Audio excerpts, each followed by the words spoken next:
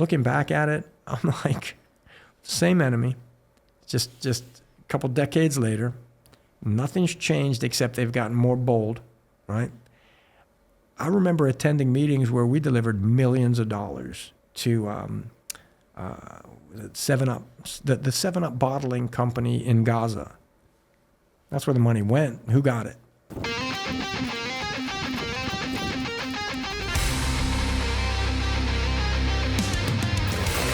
You are now tuning in to the Relentless Project.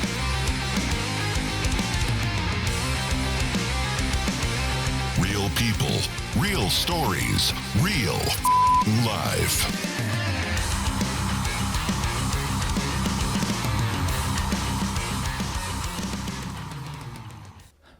Hey, what's up, everyone? I'm Lopez, your host with the Relentless Project, and I'm here with Mike Pietragallo, Pittsburgh native, quite the diverse background. He served as a naval officer, government contractor, now an entrepreneur, founder of one of the original CrossFit affiliates, CrossFit Pittsburgh, here locally, and also owner and founder of Paladin Tactical Shooting Solutions. So before we get into any of that, like, how did CrossFit Pittsburgh come in? Gyms are hard to start in and of themselves. Right. And then you get into a niche gym. How did that come about? It's actually pretty funny. So I turned 40 in Tel Aviv. I was on a contract. I was on a project there from 2002 to 2004. We worked out of the U.S. Embassy. At the time, the embassy was in Tel Aviv. Consulate was in Jerusalem. Good place to be. Then they switched, the buildings are the same, the names are different, whatever. But anyway, we'd been there for a while and turned 40 in September. The next July, I was in Baghdad, right? Same project, but different deployment. So I'm in a dining facility one morning with one of my teammates, and I'm complaining about my workout. And I was like, you know what? I've been doing the same thing forever. like back and biceps one day, chest and triceps the next day, legs and abs, whatever. And I said, I guess this is like diminishing return. Something's always hurt. Tweak this, shoulder, elbow, hip, whatever. And I said, if this was a job, my exact words, I said, if this was a job or a relationship, I'd be looking for another one right now. And I said, but, I'm stale. And real matter of fact, this guy's like, have you ever heard of CrossFit? I said, no. He said, man, you should check it out. CrossFit.com, it's a free resource. So I go on the website, and the original website was very plain, it was just all like white. What year was this? 2004. Yeah. All right. It's 2004, right? So, so I'm not saying anything. I'm 40 in 2000. I'm old, man. I'm old. But so I look at this, and I'm like, huh. And it was, it was basic, very basic, but it's what you needed, right? It was a workout of the day. That particular day, all it said was deadlift. The number 1-1-1-1 for like 10. So I look at it and I'm like, well, I would imagine that means we're going to do deadlifts and we're going to do 10 sets of 1. But there was nothing else there. Now, the website and the community has evolved tremendously since then, but in the old days, it was like, this is the workout. So I look at the comments, and back then the comments were about CrossFit. Now comments are about all kinds of other... Your shirt color, who you're voting for. It's like, we're talking CrossFit. Well, how dare you wear that shirt color? It offends me. Yeah. I'm like, sorry. I mean, it's teal. I don't know. Well, that would offend, no. Yeah, I'm not sure what to make of that. So I'm like, okay, I know what a deadlift is, but this is how, how I was kind of like programmed, I guess. I'm like, why would I do that? I'm not a power lifter. I don't want to be. I'm not an athlete, a lineman or something that I would need that type of strength, because I was so ignorant. I was like, well, chest and bis, back and tries, right? So I looked through the comments, and sure enough, somebody's like, hey, I'm new here. What does that mean? And somebody else is like, hey, no problem. Everybody starts somewhere, like very community, friendly, supportive. He's like, that just means 10 sets, 1 rep. You could increase weight. You could find a working weight and hold it for 10. I mean, use your discretion. That's what it is. So I decided I'm not doing it. I'm like, that's not for me. So I start to scroll through. And I'm like, well, I wouldn't do that one either. I don't even know what that is. That one looks okay. And I realize, I'm like, now I'm cherry picking. And I'm like, you know what? You're either in or you're out. Like, are we doing this or we're not? So I thought about it, and I was like, all right, first thing tomorrow, I'm going to hit the gym, but I'm going to do it a day behind so that I can see what the workout is today, look it up if I have to, and then do that one in the gym tomorrow morning. So I go on YouTube, and I look for any video I could find on deadlifts to make sure I know what it is. Next morning, I go to the gym, I do a decent warm-up, and I get to a working weight, and I hit 10 singles on a deadlift with not knowing any better, like pretty decent form. By that night, and then into the morning of the next day, I was wrecked. I felt like I had gotten hit by a truck. And I'm like, why are my rear delts, like, it feels like I did sets and sets of like, you know, like dumbbell delt exercises, my grip, my muscles in my feet, like everything hurt. But like in a good way, way, like good a good hurt, post-workout way. And that was it. That was it. I was like, I love this. I got to figure out, you know, what does that mean? So now I'm on, and even back then, like the resources, there weren't that many. If you could Google, or rather, I guess YouTube search, you know, a movement, you figure out what it is. And I was that guy that's like, you know, there's like a meme about it. It's like, how do you know if somebody does CrossFit? Well, because it's all they ever talk about. Yeah, like I was like, oh my God, that's That right. jiu-jitsu, Right. like if you're involved in Right. those, that's everything. Exactly. So now my wife is home, and at that time, we had 2 daughters. Our son wasn't born yet. He was like, no, actually, you know what? My wife was pregnant with our son on that first deployment to Baghdad. Yeah, he was on the way. But we had 2 little girls, you know, gosh, they were like 3 and 1. And so I started telling my wife about CrossFit. And because of who I worked for, we had, I guess when your agency owns the satellites, like you get a SIM card, and it's like, hey, you know. As long as they don't fuck with my stuff, I'm fine. I think we're good. But anyway, you know, I had communications with home, and I started telling her about this CrossFit thing that I'm doing, you know. And she was like, she was always active, you know, physically active and trained and everything. So what I started to do, like we had set up a home gym, and I started to buy equipment, nothing elaborate, but like, you know, things that were unique that we wouldn't have at home, like medicine balls and things like that. And I started having them sent to the house. And I said, listen, I'm going to make this, in my mind, I'm going to make this user-friendly for her because she's got the 2 little ones to deal with. And I know she still works out, but so I would look, it would go in like 3 days on, 1 day off, like in a cycle. So I would go back and I would start like later, and maybe like by a month. So it's like, if it's September, I'm in August, and I'd give her like a week of training at, you know, a week at a time. And I'm like, hey, listen, this is what it's supposed to be. This is how I scaled it for you, and do the variations and tell me what you think.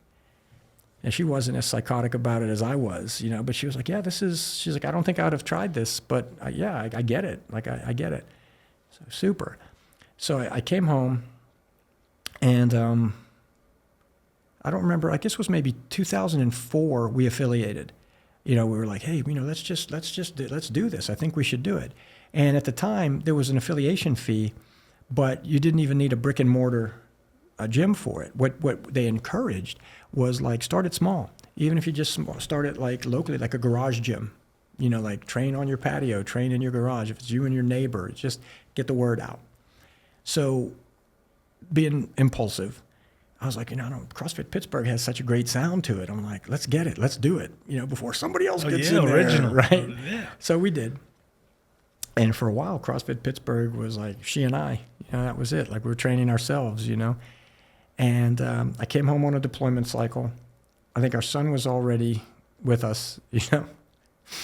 And I was like, listen, we really ought to think about doing this, like taking it to the next level, like opening up, you know, a gym. And she was like, well, yeah, we should talk about it. I was like, all right, great. And it was one of those afternoons where like the kids are, you know, Michael's down for his nap, the girls are playing. And I was like, hey, dinner's not for a few hours. I said, I'm going to drive over to my parents and say hi. She's like, okay.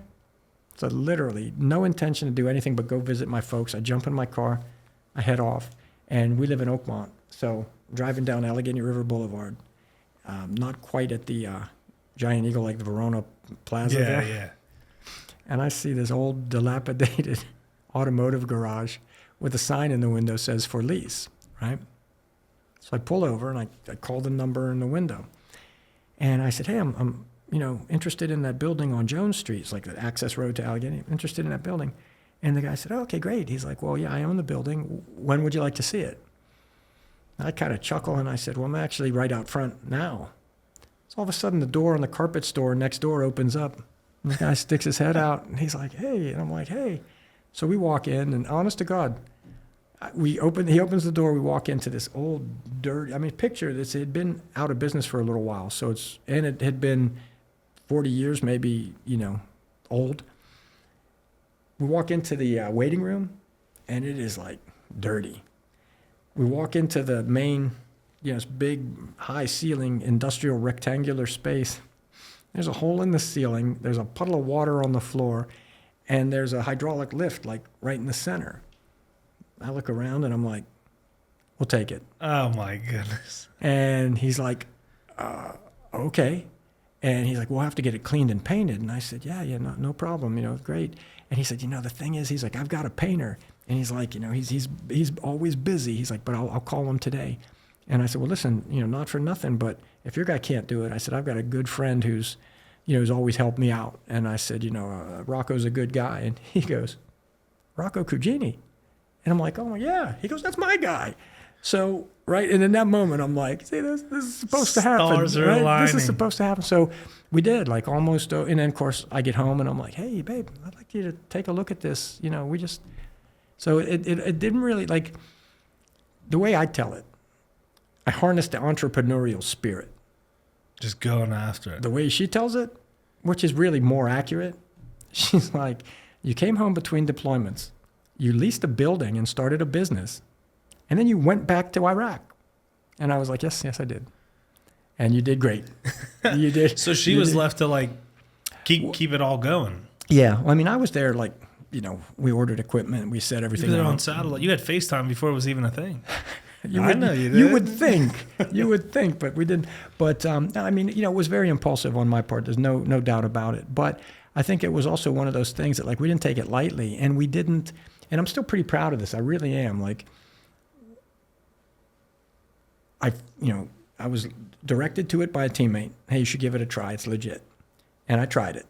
And I thought it was everything it was supposed to be. Like, it was legit. It was fully functional.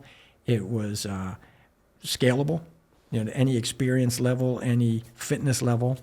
And we built it from the ground up, like literally. And this was fun, too, because there's no disrespect to, like, any of the ancillaries that came out, like Rogue Fitness. That's a major endeavor. And Bill and his wife did really well. They took an idea, and they were like, hey, there's a market for this because CrossFit is exploding, and they're going to need a supplier. And Rogue is the name, for CrossFit. When I think CrossFit, I think Rogue. Right. Like synonymous, When we opened up, they weren't even in business yet. So we're like, I remember, I'm like, okay, in my mind, what I'm picturing, if I had any kind of welding skills or background, I would have done it, but I didn't. So I was like, my medium growing up, like my dad was a contractor. He was a carpenter by trade, but he was a general contractor. So I remember standing in the building, and I'm looking, and I'm going, you know what? I can't weld, but like the floors are like 15 feet from floor to like exposed, not necessarily, well, they're I-beam construction, but there were also those like prefab metal rafters. Okay, yeah. And I was like, you know what? I'm like, we can do this with 16-foot 6x6s.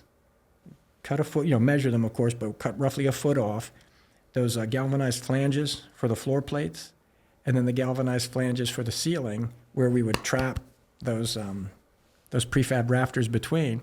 So I had a friend of mine and we laid it out. We went with, like, I don't even remember whose truck we borrowed. Probably one of Rocco's at the time, but we borrowed a truck. We got 16-footers, laid them out meticulously, and then we built them with threaded flange and gas pipe. So we had like a connection from every post connected to the wall, and then every post connected to the post next to it. So we basically built a Rogue rig out of 6x6 lumber and gas pipes. And it was not, it had no J-cups. You couldn't use it for squat racks. It was just a huge set of multi-height monkey bars, basically. So we laid that out. We built that from scratch. We sourced everything separately. So like the rowing machines, I called Concept 2 directly. I'm like, hey, I need a couple rowing machines. Great, you know. Power Max, I think, was the vendor we went to. We bought all cast iron because I didn't know any better. Like, I didn't know about bumper plates, you know. The cast iron, in my opinion, is the way to go. But for CrossFit, Yeah. it's different. We learned that was our second order. Our second order was like, man, we can't drop this stuff. Like, we're, you know, we're creating. We just like, put the floor in. Yeah, we're creating like secondary frag injuries. Like, you know, cast iron hits concrete. But it was, I wouldn't have traded it for anything. I really wouldn't. Just to be able to do that all on your own. You know, we in the back corner of the room, there was a utility sink. And as we dressed everything else out, you know, fresh paint and all, it looked fantastic. It went from like before and after. Somewhere in the archives, I've got photographs that, you know, before it was dirty, dank, nasty. The cool part too, though, was our landlord owned a flooring company. So he's like, hey, if you ever need anything, he's like, just ask. If I can help you out, I will. So I go down one early Saturday before we opened, and I was like, hey, Bob, by any chance you have a floor scrubber? And he's like, well, are you going to do the waiting room? I said, because the waiting room was one of those traditional, like, you had to be buzzed in, and then it had a nice size waiting area. And then it had like an office behind it with one of those, like, you know, slide the window to pay your bill type of thing. Like a hospital or... Yeah, but the floors were just grimy. And I didn't even realize they were checkerboard tile, right? They were like beige and chocolate. Classic. Right? They're like beige and chocolate, but they were all like grime. So I went in there, and he's like, you're going to need some, you know, like he gives me a box of base pads for the scrubber. He was like, use a lot of water. I mean, I was in there like mud's coming up. Like it's drawing like grime and filth, like the funk of 40,000 years coming up out of the floor. But, you know, I'd like a system where I would use the scrubber. It would get up a lot of dirty water. I'd mop it, clean the mop buckets. I mean, it was a day. But when it was done, like, you know, it was looking good. You know, You were able to get everything off? Yeah, you could see like the checkerboard pattern was there. It was like old vintage, kind of like an old diner almost, you know. And then what we did was we moved some furniture from the house. Like we set up a living room in that waiting room for the kids. And we had like, God, back then, I guess it was still like VHS tapes, right? I guess DVDs might have been just coming out, you know, but like we took, so that part of the building was climate controlled, had like a drop ceiling, HVAC, so it was, you know, warm in the winter, cool in the summer. Kids would go there and play. We had the office set up as a functioning office, but we realized like they don't know where the button is to buzz somebody in the front door. Nobody's coming through there. They're coming into the workout space. So it's safe, it's secure, and had like a private bathroom in there, another bathroom in the workout space. But then in the back had this, and it didn't look bad when the whole building was dirty. But once everything was clean and pristine, there's an old utility tub in the back corner. And I'm like, man, that's kind of an eyesore. You know, maybe I'll build a partition and just close it in. You know, a little 2x4 drywall action, just close it in and could create like a little L-shaped little blind. That night I sit down and I'm like, yeah, but if I'm going to partition it, that wall should serve a function. So I ended up building a 15-foot floor to ceiling, framed it in, but then instead of drywall, I used a 3/4 inch plywood and built a climbing wall. So like I built like a climbing wall around it to close in the laundry tub, which was, you know, we never used it for CrossFit. I'm like, that's great. You know, so I'm gonna have somebody take a spill and, you know. Your liability's high on that one. Yeah, so that was just kind of for us, you know, the kids loved it. I set up rigging, like top rigging, so like they could climb. But once they realized, like at the age that they're really tiny, like once they realized they don't have to climb, they can just climb up high enough and then jump off, and I'd like catch them. Then that became the game. It's like, let's see who gets higher, and then Dad has to catch us. I'm like, guys, you know, like. But no, it was awesome. I wouldn't have traded it for anything. And being in at that early stage, you know, the courses that we attended, the courses that we hosted, like the original crew from CrossFit headquarters. Now they've got it to a science. You know, they're multiple certification courses around the world every weekend, year round. Back then, there was maybe one every like 4 to 6 months somewhere. You know, if you were close enough, or you could travel to it to get your certification and whatnot. But it's been a great ride. And, you know, 19, 20 years into it, we're still doing it. So that speaks volumes to how you're running it too. And it's interesting, you said it started with like you guys at your house, and like a lot of people were doing that. Right. Do you think that's what built the CrossFit community? It started essentially in a community. Oh, I think so. I really do. And this is just my opinion, like one affiliate owner's opinion. But we had this guy call us up, and I do, honest to God, like I try, and it's. Let me ask you this: you're in law enforcement, right? You do a job that not a lot of people do, not a lot of people can do. That's a fact. You ever find yourself having to kind of throttle yourself back? Because I did this, especially when I was between deployments. I was very prone to listen to a question, and as I'm thinking about how I'm going to answer, all I hear myself saying is, "That's the dumbest thing I've ever heard." You know, like you kind of have to be careful. Oh, absolutely. You know, you do. You kind of have to be careful. But so this particular, and I mean, that's, the CrossFit community is nothing if it's not welcoming. I mean, like you want to be a part of our team, part of our community. All you got to do is show up and be willing to work, and take coaching. That's what we're here for. We're here to make this should be the best 60 minutes of your day. No matter what kind of day you had. If you had a good day, this should be the cherry on top.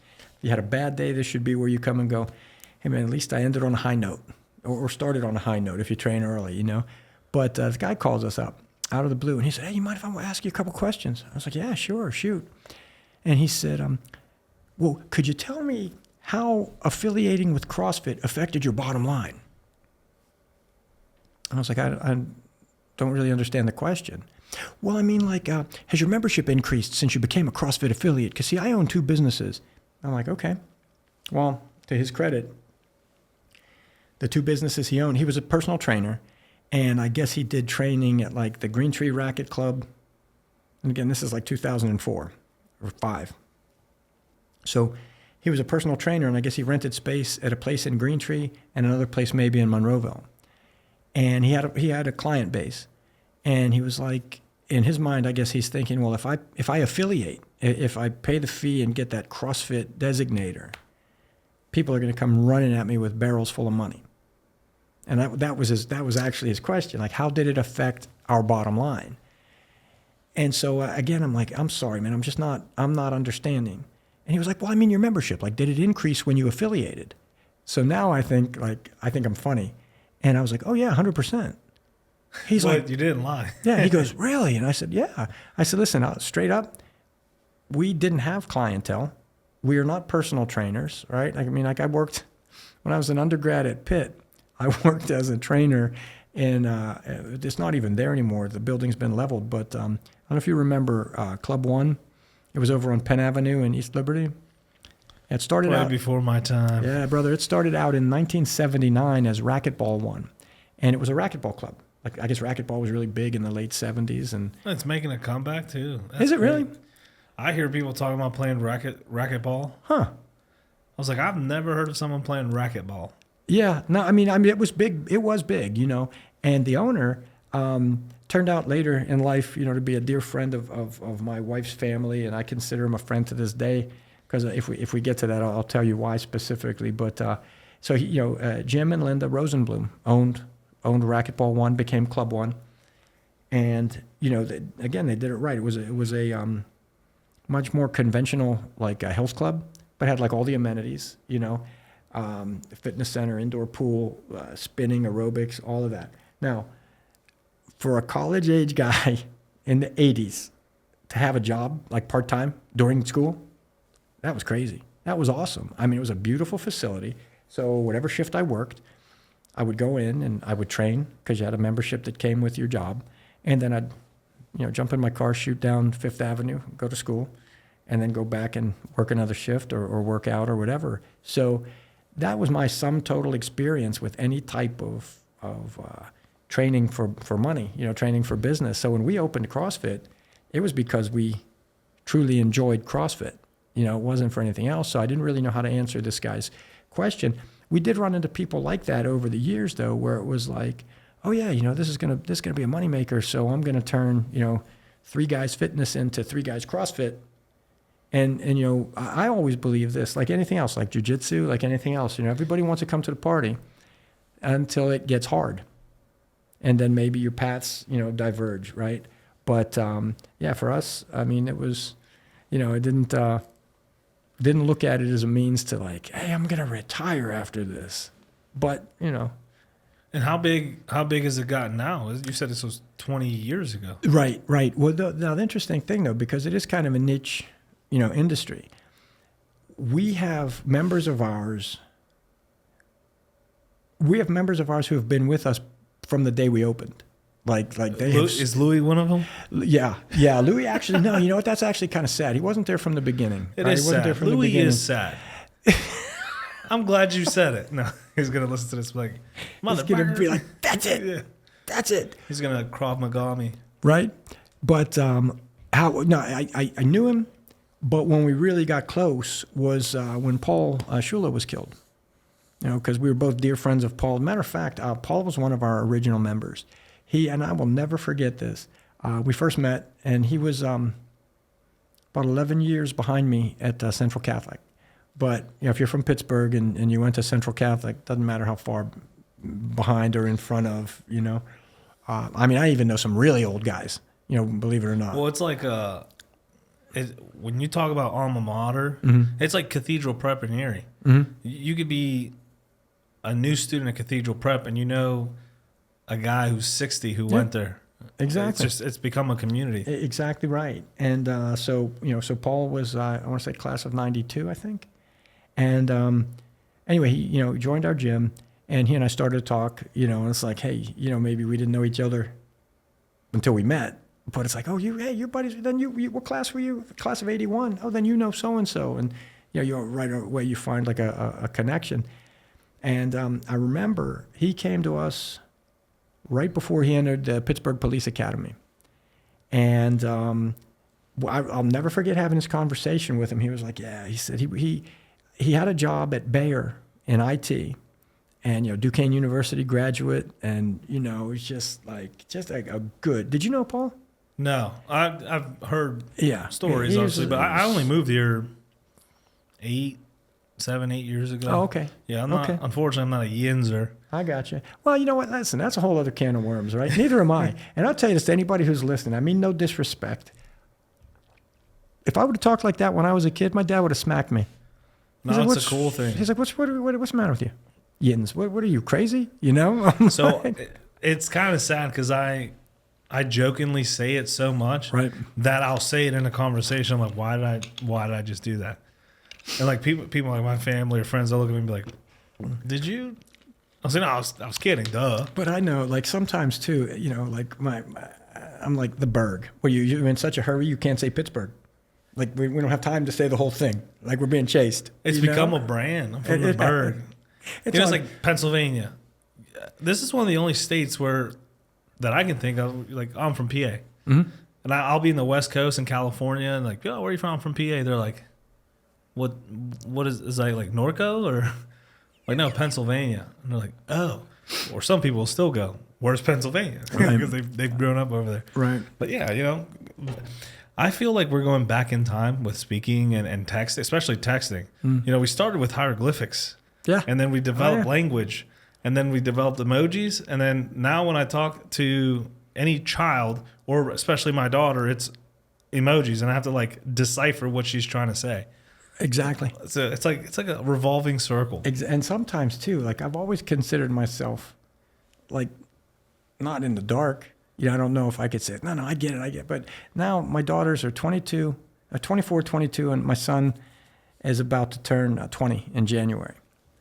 Oh man, you're done. Brother, they'll come up with stuff. And I kept telling my wife though, I'm like, honey, we shouldn't stop now. You know what I mean? Because like we make beautiful kids. We do. They're awesome.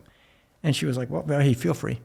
She's like, you go ahead. You have my blessing. Feel free. And I'm like, do you know how messed up that is? They would not have our same genetic mix.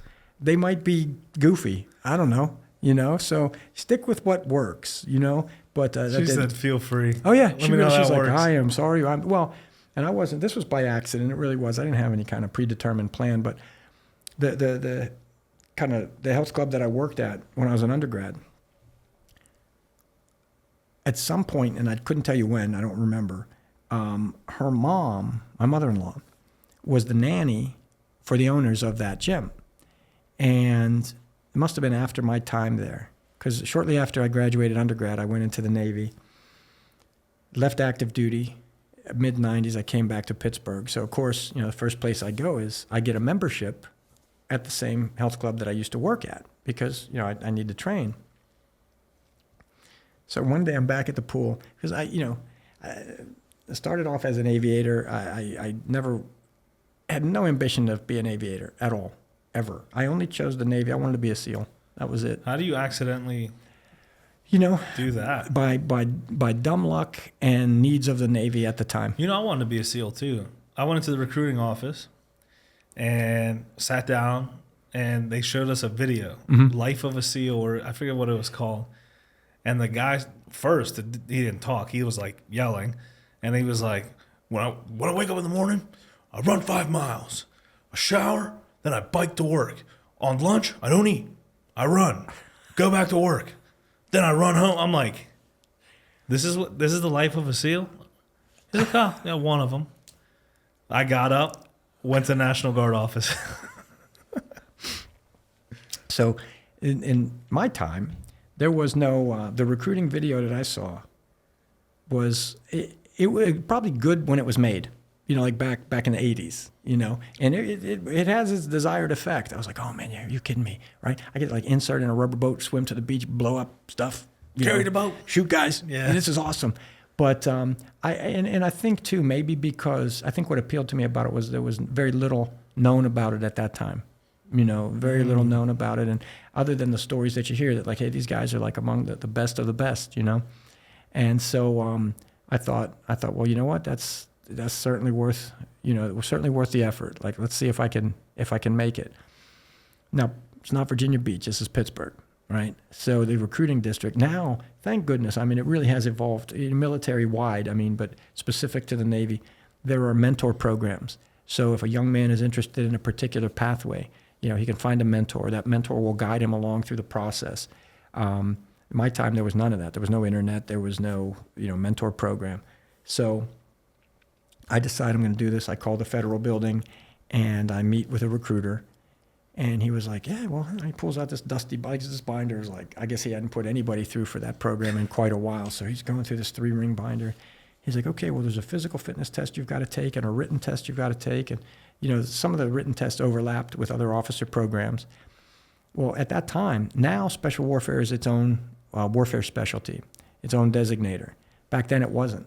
So officers or enlisted, it was all voluntary, but you had to have. So most officers back then came from surface warfare, like ship, we call it the black shoe Navy, right? Specifically because the aviators wear brown shoes because we're cool like that. Yeah, bronze in now. I'm sure. New black. I'm not sure what difference it made back when, but the surface warfare, right? A lot of officers back then came from there. Enlisted sailors came from any MOS, torpedoman, bosun's mate, you name it, whatever. But you would volunteer, for spec war. My recruiter didn't know that, and I certainly didn't know it. He should have known it, but I think recruiters need to fill slots, okay? Also, recruiters are like, no offense to any recruiters listening, because I've actually just met with some Marine recruiters, and they're all in. But like, I feel like recruitment has become the spot you go to when you're on your way out. You want to be done. Well, so sometimes we get those. I know my recruiter. Literally, I was 17, and I had to have my mom there, and she didn't speak English. So I told her she needed to sign this big booklet for them to speak with me. She signed it. And it was your contract. It was, and I shipped. Like, as a recruiter, you're like, okay, let's get someone in here who can maybe, translate this accurately. Right. I don't know. She had no idea. Yeah. When I came back, she's like, where did you go all summer? I'm like, I'm in the military. Oh my God. You've changed. I went to basic, okay? Like, relax. Right. But, times have changed. We'll say that. It was bizarre because to start off down this kind of like rabbit hole, I take the PT and fortunately, it's the swim. The test involved a timed swim, push-ups, pull-ups, push-ups, sit-ups, pull-ups, a timed run. So you had like maybe 10 minutes, but you do your swim, then you get 10 minutes to change into fatigues and combat boots. Then you have 2 minutes to do max push-ups, 2-minute rest, 2 minutes to do max sit-ups, 2-minute rest, unlimited time for pull-ups, but it's one and done. So as soon as you stop, you're done. You can pause, but you have to hang, you have to hang from the dead bar, grip. Yeah, pause in that's a fun. plank or whatever. 10 minutes after that, you get to do your run. You do your run in fatigues and boots, right? So that's how I trained, and I'm ready to go. And I was able to train at Club One, between shifts. I was still working there at the time, working out there at the time. So when it came time for the test, I was like, well, where will the test be held? And the recruiting office is like, oh, we'll have to find some place that has a pool, and suitable. I was like, I do know of such a place. So we did the test at, I had home field advantage. Yeah, basically, home base. So I take the test, and we send, and I did the written test already. We send it off, and it comes back a few weeks later, rejected. So one thing I did read, I read anything I could get my hands on, and even a packet, like the preparation packet, and they're like, never quit. Never. That's the whole driving factor, never quit. Now, by complete dumb luck, I'm also training in another gym in Bloomfield. It's not even there anymore. It was above. Do you remember old, what were they called? West Coast Videos? I think it was called Sun Coast Video. It's like a video, like Blockbuster I rival. was literally just talking about this. This is going to be a little inappropriate, but I was with a group of dudes, and they're like, do you remember when you were younger at this video store, and they named it? They're like, there was that curtain, and you always tried to look past the curtain and get in trouble. And I was like, well, it's crazy how times have changed. Now you just go on TV and click whatever. Forget it. You Now want. it's on your phone. Yeah. But it was above Sun Coast, West Coast. It was above that on Liberty Avenue in Bloomfield, and it was an old iron gym. Had some machines, but good, just regular. So I would train there. I'd swim at Club One, and I'd train there. And bitter cold winter morning, I'm in there after I've already been passed, rejected once, right? So I'm in there and I'm getting after it. And there's this guy, pretty good shape, older guy, and starts off you see him from hey, how you doing? Hey, how you doing? The courtesy head nod, and that's it. Hey, the gym nod. Yeah. And then one day, hey man, you mind giving me a spot? I'm doing some bench. Yeah, sure. So we start chatting, and we're talking, and he's like, I don't remember how it came up at first, but he's like, well, yeah, of course, that was before I left for the Navy. And I was like, oh, you were in the Navy? I was like, right on. I said, yeah, I'm testing for the Navy myself. He's like, hey, what do you want to do? And I was like, I want to be a SEAL. He was like, no kidding. He was like, right on. He's like, I was UDT SEALs, Vietnam era. And now this is the 80s, so Vietnam era wasn't that long ago. Yeah. And he's like, he's a fit guy. He was in pharmaceutical sales, which coincidentally, I started to work. I figured, I better have a plan, right? So I was a psychology major at Pitt, and I worked, now it's a children's hospital, but at the time it was St. Francis Hospital. And they had a really large, I think 8 floors maybe, a psychiatric wing completely separate from the general hospital. And I worked there. I worked with adolescents and I was thinking I knew a lot of guys who finished undergrad, went right to a master's program, or finished master's, went right to a doctoral program with little to no clinical experience. And I enjoyed psychology as an undergrad degree. I really did. But I was like, I have no clinical experience at all. Before I make a decision, I'm going Navy. If the Navy takes me, I'm gone.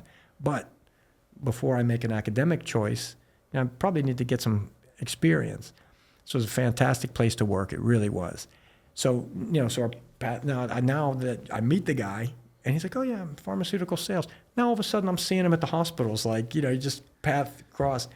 And he turned out to be the mentor I would have had.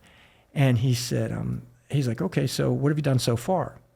So I tell him what I did, and he's like, they're still doing that test. He's like, that's the test I took 10, 12 years ago. He's like, that doesn't make a lot of sense. So he's like, you need to make a phone call. He's like, he writes a number down. He goes, call this guy. He's like, Master Chief Lee. I think he's at SEAL Team 4 now. So I call him up. I leave a message for him. He calls me back, and I'm like, hey, sir, I'm sorry to bother you. I said, I got a question. I said, I was given your number by Tom McCarthy. Tom McCarthy was his name. I don't remember what I had for breakfast yesterday. You remember that name? But I remember that name. I haven't. But he's like, okay, so what have you done so far? So I tell him. And he's like, son, I don't know how to tell you this, but your recruiter doesn't know his ass from a hole in the ground, all right? He goes, that test is so old, we don't even do that anymore. Hence the dusty binder.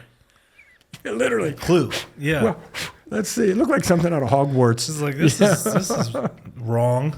Like We'll do it anyway. It's in Phoenician or something, you know. Hieroglyphics. But so he says, he said, yeah. He's like, he said, okay. He's like, write this down. So he gives me like, you know, op nav instructions, such and such. Tell him to look for this. The new test, like the swim was longer, the run was longer. You know, the numbers were hard, like more demanding. I was like, well, you know, could very well be why I was not even considered. They're like, what test did he take? Who is this? You know, next. And so he tested again. And he did say, he's like, but whatever you do, he's like, if this is where you want to be, don't quit. You know, you just don't take no for an answer, and you just, you know, keep coming back. It's great. So I tested again, waiting and waiting. Now this time, he's like, you know, you have the option to apply for 3 different programs, right? So special warfare is one of them. He's like, let's pick 2 more that are usually very broad-based. So like surface warfare and naval intelligence. Now, a lot of it has to do with fiscal vacancies. I mean, if there's no openings for the next fiscal year, you can apply, but there's nowhere for you to go, right? So it comes back rejected again. And I'm like, well, it's a good thing I have such an ego, because like being turned down twice, like this kind of stings a little. So what I did was I actually thought about it, and I was like, well, you know what? I mean, that first time really didn't count, because it was literally the wrong fit. That my thing just got binned for all I know. So this is really only one rejection if you look at it like that. Yeah, because no one's inputting wrong tasks. It's just like, so I'm like, prank. okay. I'm like, I'm just back to the drawing board. Train harder, train harder. I'm at work one day. The recruiter calls me. He's like, hey, I have something that might work. I was like, what you got? He said, well, right now the Navy needs aviators faster than we can get them. I was like, okay, well, best of luck with that. Like, how can I help? And he said, well, here's the thing. He's like, aviation officer candidate school, they don't even have that anymore. So they had it forever. Exclusively Pensacola, Florida was all aviation officer candidate program. So if you were going to be an aviator, aviation intelligence officer, or aviation maintenance, you would go to Pensacola. Any other officer programs would go to OCS, Officer Candidate School, in Newport, Rhode Island. Well, I guess with budget cutbacks over the years and things like that, they restructured, and then finally just shut down the AOCS program. And then now everybody goes to Newport, and then you go to your various, specialties after that. So I said, okay. I said, so how does this work? And he said, well, you'd have to come back in and take the aviation aptitude portion of the written test.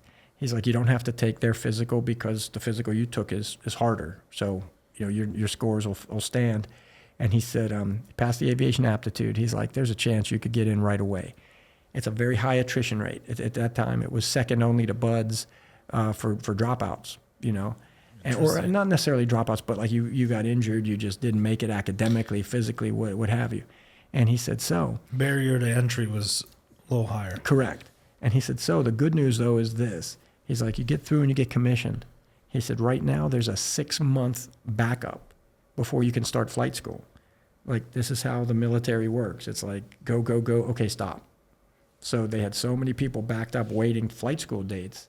He's like, you're looking at 6 months from the time you get your commission. He said, now, because Pittsburgh's a big enough district, we'll bring you back here to help with the recruiting effort. The first day you get back here, we submit what's called a change of designator request for buds. And I'm thinking, like, this sounds so good, right? Like, this guy should have been selling, like, whatever, flat screen TVs or something. The government's saying it. I was like, I'm your guy, right? Well, I'll tell you, so I go and take the flight aptitude test. I pass that. I get a call a couple weeks later. He's like, hey, congratulations. We've got a class date for you, Pensacola, April 17th. You're going. You're there. I'm like, right. And all I keep thinking is work hard, keep your eye on the prize, because 6 months or, however long the program was, 16 weeks or something. Come back, apply for a designator change, and it's Coronado and some sweet, tasty waves. I'm like, this is awesome. So, I go to Pensacola, and I will tell you this. I met some great guys, dear friends of mine to this day. It was amazing, but I swear to God, I felt like a spy. I'm in here with guys that are like, man, my roommate at the academy wanted to fly more than anything, and on his last physical, his vision wasn't 20/20, and they wouldn't send him. He had to go to the fleet or something. And I'm like, huh. And this guy's like, man, if I couldn't fly, I don't know what I would do. And, another guy's like, I hear you, man. I hear you. And I'm like, yeah, me too. Yeah, how do I fit into this? I'm like, yeah, that's a shame. And it is. I mean, so, and the point being, I think there are guys, and God bless them, they're like, hey, I just wanted to serve my country, so I joined, and I let the ASVAB test, direct me to where my specialty, where's my predisposition, right? I was the exact opposite. I was like, whatever it takes, this is what I want to do, and that's why I'm here, And so we, go through the program and graduate, and we get commissioned on August 25th. I get orders for flight school starting September 5th. Yeah. I'm like, what happened to 6 months? What happened to designator change? What happened? Go through flight school, and then we'll. Well, here's the kicker, though. So far, they haven't spent a dime on me for flight school, right? Like I got my commission like anybody else. But once they start to pay for your flight education, oh, you're not going anywhere. Yeah, you're locked in. Yeah. So, and it's oh my God, this was not funny, but it really was. So I get to my squadron, I check in. And it's like, I guess, Monday morning, and our commanding officer's standing up there.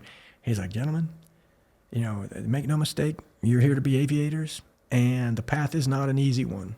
And he says, you don't always get what you want, but you play the hand you're dealt. That's what we're here for. We're here to serve. And he said, there are going to be those of you out there right now who are convinced you're going to get jet aircraft, and you won't. And he's like, but you play the hand you're dealt. So it goes. Super. So Friday rolls around, and I'm like, well, all we've had so far is orientation and classroom. Still haven't spent a dime on fuel,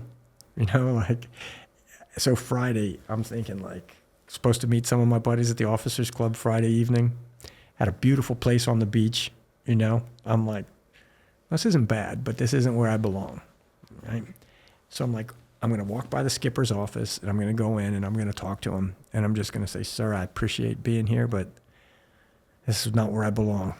Just got to lay it out there before we get too far down the road. Sometimes you got to rip the Band-Aid off. Divine intervention, not for the first or last time.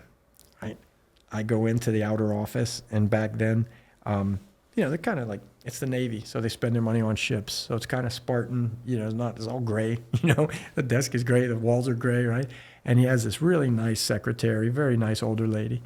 And I walk in, and she's like, hi, can I help you? And I was like, yeah, is the skipper available? Well, the door's open, and I could see that he's got someone sitting at, he's in his desk, and there's another young aviator, sitting there. And I'm like, oh man, now we're just like newly commissioned officers. We're not winged yet. We didn't even start flight training. Well, we just started flight training. Well, I recognized this guy's voice. He's a classmate of mine. Now his story was not so different from mine, but he was a business major, and this is going to sound messed up if you don't understand that. He's a business major, and he wanted to be a supply corps officer with the intention that, and this was actually a pretty shrewd plan, supply corps officer so that the Navy would pay for his MBA. And I was like, well, yeah, I get that, right? I mean, why not? If the Navy's going to put you through dental school or law school, capitalize on it. And he was a very smart young man, and he wanted to pursue, an MBA. And she was like, well, have a seat. So I sit down, and I pick up the Navy and Marine Corps, the All Hands magazine, right? All Hands on Deck, All Hands magazine. So I pick it up, and I pretend like I'm leafing through it, And clear as a bell, I hear the skipper say, well, Sam, I'm sorry you feel that way, because here's how it is, son. Right now, we need aviators. We don't need supply corps officers.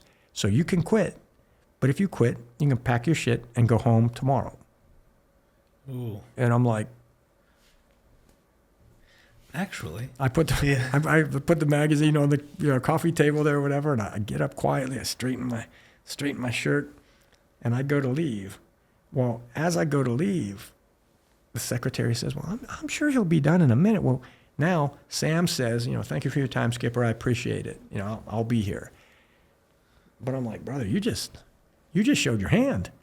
You better be perfect moving forward, because you just told this man that you don't want to be part of his tribe. Basically what you did. So he's like, well, Sam, I appreciate you coming to talk to me. He's like, and we'll see you Monday. Yes, sir, we'll see you Monday. I'm turning to walk out the door as they're coming out of the inner office, and the skipper goes, and who do we have here? Secretary was like, oh, this young ensign would like to speak to you. And I'm like, Now what am I going to do? Here for the magazines. I thought about knocking Sam over and, he doesn't even want to stay, and run for freedom. But so I go back. He's like, well, come on in. So we go in his office. As true as I'm sitting, I sit down. He's like, so what can I do for you? And I was like, well, Skipper, I said, I'm sorry. I said, I was on my way home. I saw your door was open. I didn't realize you had someone in your office. And I said, but, on Monday, you said you have an open door and anytime, feel free to come in. I said, I just want to come in and say, it's been a great week. I look forward to getting after it. And he goes, well, am I glad you said that? He's like, let me tell you something. Not everybody feels the same way. Like, no. I'm like, oh my God. I'm like, I'm lying. I'm going to go to confession, But yeah, so true story. But then, you realize you're like, don't be, and I don't want to be, confused here. Like, it was incredible because there are a lot of guys that are like, oh, well, my recruiter told me I could do this. And I ended up, at a weather observation station or something. I mean, to not get what I wanted, but to be sent to flight school and then to be able to carry out that mission was incredible. It was absolutely incredible, and I had no desire, no thought in that direction, but, being able to do it was a wild ride. I mean, it really was. I think that's the beauty of life, though. Some of us are so hell-bent on getting something. Mm-hmm. We try everything to get it. And in the process of getting that, we're awarded something else. That may not seem as an award. Right. If there's one thing I hate is, one, being in the public eye, and two, talking in a microphone on camera. I hate it. But I have met so many awesome people and so many awesome stories, and it's shaping the person I am today. Just sitting here across from you, I'm listening to the story and I'm like, holy shit, like you were so focused, relentless, if you will, on a path, and what it gave you was something so, like, who knows what that would have taken, where you would have gone, right? Right. And your experiences in that new field, that new journey, like, you're sitting here talking about it today. Right. Right. It's just crazy because, like, a lot of us, we want in the corporate America, I want this job, I need this job. Yep. And in the process of that, you don't get it. Mm-hmm. And then you get something else. And then you end up doing good in that. Not one time do you go, man, I wish I would have did this other thing. Maybe you do sometimes. But if you're successful in what you're doing and you enjoy it, you've learned to step into your role, and it's become something that is a part of you. You're not looking back going, man, but I would have. I wish I would have. Yeah, for sure. That's just interesting. For sure. And I think, too, because my wife has said this to me so many times. She was like, think about this. She was like, your path took you to where it did, right? And she said, but if you had gone to Buds, and let's face it. You'd have a book and invented something by now. Slight dig. But, or I wouldn't have made it. A lot of guys don't make it due to their best efforts. You get broken. You just don't make it. But, and I do believe this, though. I do believe it's like, well, you know what? You just don't quit. You don't quit, you will make it. You keep that in your head and you push forward. But this again, as like things happen. So I flew. I got my wings in November of '90, and I flew A6 Intruders. And it was an old aircraft when I started to fly it. Vietnam era, 2-seat, carrier-based bomber, right? Attack aircraft.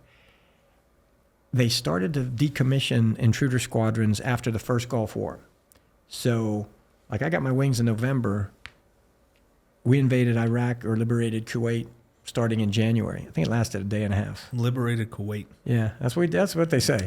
I wasn't there. Listen, I like it. I was liberating the Officers Club in Virginia Beach, in Naval Air Station Oceana. But back then, I think we all thought we're like we're young and we're, you're like, that's what we train for, right? And you don't have a war without attack aircraft. Like, we're gonna go and blow shit up, It was over very, very fast. The air war basically, just stunted Saddam's army, and there was no intention to take over Baghdad. I mean, we just wanted to push them out of Kuwait, But I do remember, like, all of my squadron mates and I were like, man, what's going to happen? Like, we're going to expedite our training. Like, this thing's going to go, because I think there was that thought that, is this the start of World War III?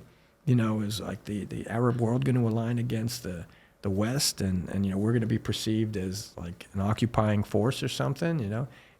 I can say that now as a 61-year-old, but you know, as like a 24, 25-year-old, I'm like, I don't care, man, let's go.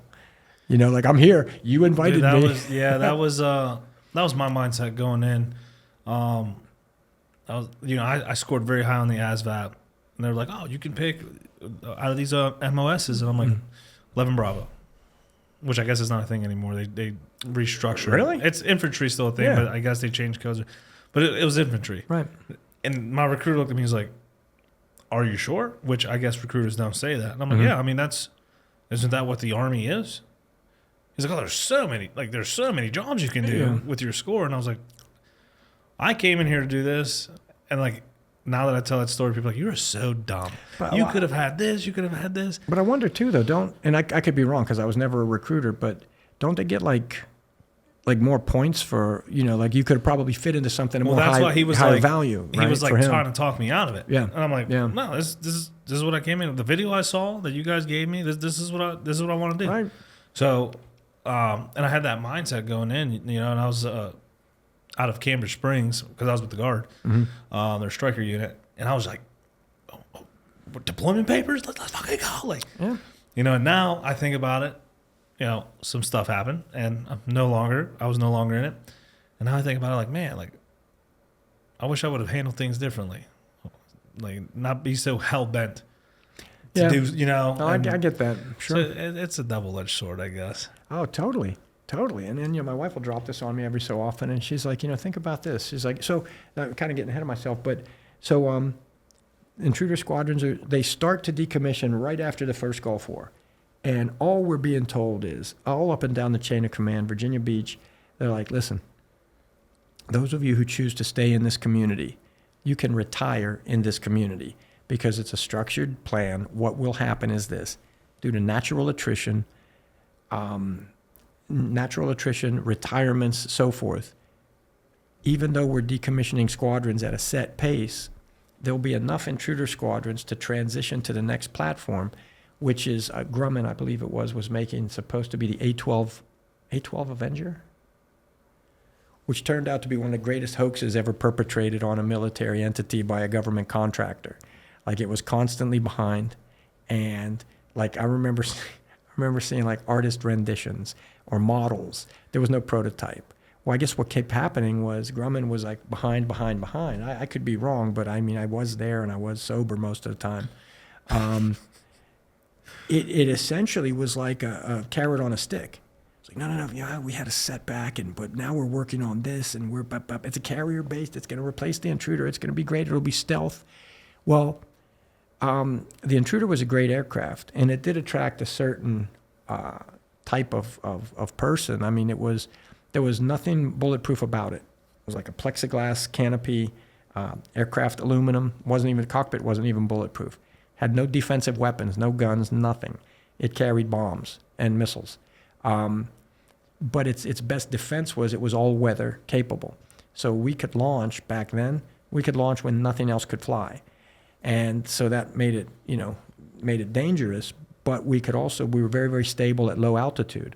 So, which is, again, a double-edged sword, because we're like, hey man, you know, we're under the SAMs, we're under the surface to air. And I'm like, these guys are shooting at us, right? Us. Yeah, they're shooting at us with rifles, and we have no ballistic capability. Like, anyway, it was a heck of a ride, but I never, Now, how often would those be flown under the SAMs? Because I'm assuming the missile and... Okay, so here's how crazy leadership can be, all right? And I was there at the time. Our SOPs were all, it worked in Vietnam. Stay low, nap of the earth. All of our tactical training, we would fly to an insertion point, like whatever our cruising altitude was, like off of the runways on base, or like a carrier, would be like for a mission. You'd fly at whatever altitude to your initial entry point, you'd drop down, and you would literally, like 400, 500 feet, like above ground. That's wild. Yeah, oh yeah. And we did a lot of training out in El Centro, California, in the middle of nowhere. Naval Air Station El Centro. We would take off, and in the clearing turn off the runway, you look across and you're like, yeah, you see that where it turns green to brown? That's Mexico, like literally right there. Like you could throw a baseball and land there, right? The Chocolate Mountains, the Salton Sea, all of these, like it was a huge desert bombing range. And that's when we would like the live ordnance missions. We'd go out there for months at a time and do practice bombing runs. In fact, if I don't know if he would ever hear this, if he's still, Rob Knight, call sign was Bago, like Winnebago, like the camper. True story. He's out there on a training flight. And I got a little bit hard feelings here because when you're in any type of training flight, right? You're a replacement pilot or a replacement bombardier navigator. You're flying with an instructor who's not that much senior to you. I mean, sometimes depending on like if I was very fortunate. I got to fly with my commanding officer quite a bit, and he was a lot of guys didn't like him. But what I realized was this: his era was much more like my classmates and I. Like we're here to fly the aircraft. We're here to do the mission. You know, there was a group in between us. Like so, when we came in as like newly minted lieutenants junior grade, which would be like a first lieutenant. Right? Okay. I was like a senior ensign going on JG, and so there's a crop of lieutenants in front of us who were the brunt of like the instructor cadre, and these guys, in my opinion, they were a bunch of ticket punchers. You know, they're just here like, well, you know, I'm taking grad courses and I got an A+ on my exam last night. I'm like, you know what? I don't care. Good for you. You know, you know what that has to do with this class right now? Nothing at all. That'd be like me coming in telling you about like a rugby game I played on Saturday. What does it have to do with the squadron and the next mission we fly? You know, like maybe you don't get it, but these students, you're here to teach them, not to like dazzle them with tales about your grad school exploits because you don't plan on being here 2 years from now. A lot of us do, you know. That blows my mind that in a field like that, we still see that. Mm. You know, because you see it in the common day, in the common world. Well, what amazed me, just like you said, I mean, I didn't expect to see that there. But strangely enough, and I think that's where maybe some of the animosity was, where you had like the senior commanders, senior lieutenant commanders about to become commander. They were a different vintage, much more like the new guys. So maybe it like skips a generation, you know, I don't know. But there was a core group in between. There was like this little clique. And just by dumb luck, another good friend of mine who was a classmate of mine at that time, he now flies for, I want to say Northwest maybe, reaches out to me over the summer. He's like, hey, brother, he's like, I'm going to be in Pittsburgh for an overnight. I'd love to connect. And I was like, hey, fantastic. So we ended up meeting at my gym. And, you know, we're sitting up in the office reminiscing, and he drops a name on me. And he goes, hey, do you remember so-and-so? And I was like, yeah. Now, I always thought this guy was an asshole. I really did. But I'm not going to say anything because a dear old friend of mine brings him up. So I go, yeah, I remember him. He goes, what an asshole. I'm like, yes, that's exactly how but coincidentally, for the same reasons I'm talking about now. Like, you know, this guy just had such a, you know, I'm like, you're here to teach the replacements and maybe weed them out. You're here to teach them, and if they can't make the grade, then it's time for them to either remediate or move on. But you are not here as some kind of like self-imposed like secret police or something like that. You know, you're not. Well, we see that, and you know, I'll catch shit for it, but in law enforcement as well, right? We have instructors or leaders who their intention is to build the next generation because one day they're not going to be there. And, you know, not to toot my own horn, but that's how I approach training. Mm-hmm. It's like, I want to give you everything I have, and in hopes that one day you surpass me. I'm no longer needed. That's the goal. And then, unfortunately, sometimes we run into these instructors who want to build their ego or self-impose themselves, or just they're not there for the right reason, right? Or the same reason. I'll say that because their reason may be different than mine, and I don't give them the time to explain themselves because they give me a bad taste. We're not there for the right reasons. And it almost makes it hard to, let's say if I'm a student, makes it hard for me to want to learn from you because you're just, we're not aligning in our mission. We don't have to align in our personalities, but our missions don't align. And we all should be here for the same mission, especially in the field you were in. It's like, we're here to train for this specific goal. You're taking away from that. Why should I even listen to you? Yeah, for sure. For sure. I just want to take a second to shout out a few companies who've believed in me. These were one of our first official sponsors, so huge shout out. Today's episode is proudly sponsored by Carbo Jewelers, established in 1997 on the values of honesty and integrity. Whether you're searching for the perfect piece, need expert repair services, visit Carbo Jewelers in Newark's Ironbound District, where your jewelry is always in safe hands. This episode is also brought to you by Continental Jewelers, proudly serving Hudson County, New Jersey since 1964. Whether you're seeking a timeless piece or need expert repairs, they've got you covered. Visit Continental Jewelers, your trusted source for all things jewelry. You can find them on Instagram at Carbo Jewelers or online at carbojewelers.com. Lastly, big shout out to Carbo Trading. Besides coins, precious metals, and jewelry, if it could be traded and collected, he's probably got it. They can be found on Instagram at carbo.trading. You can find all of our sponsors out online on our sponsor page at therelentlessproject.com. And it was interesting too, because sometimes all you need is a sanity check. I'm like, was it me? Like, maybe I'm looking at this completely wrong, because other guys are going through the same thing as I am, and they're not taking it this personally. So fast forward from there, almost overnight, word goes out, and they're like, gentlemen, change of plans. The intruder is going to be decommissioned at a much faster rate than we ever anticipated. So we've got till the end of the month for you all to fill out request forms. You pick another 3 aircraft that you would want to go to, and then they'll start at the top and choose like who gets what.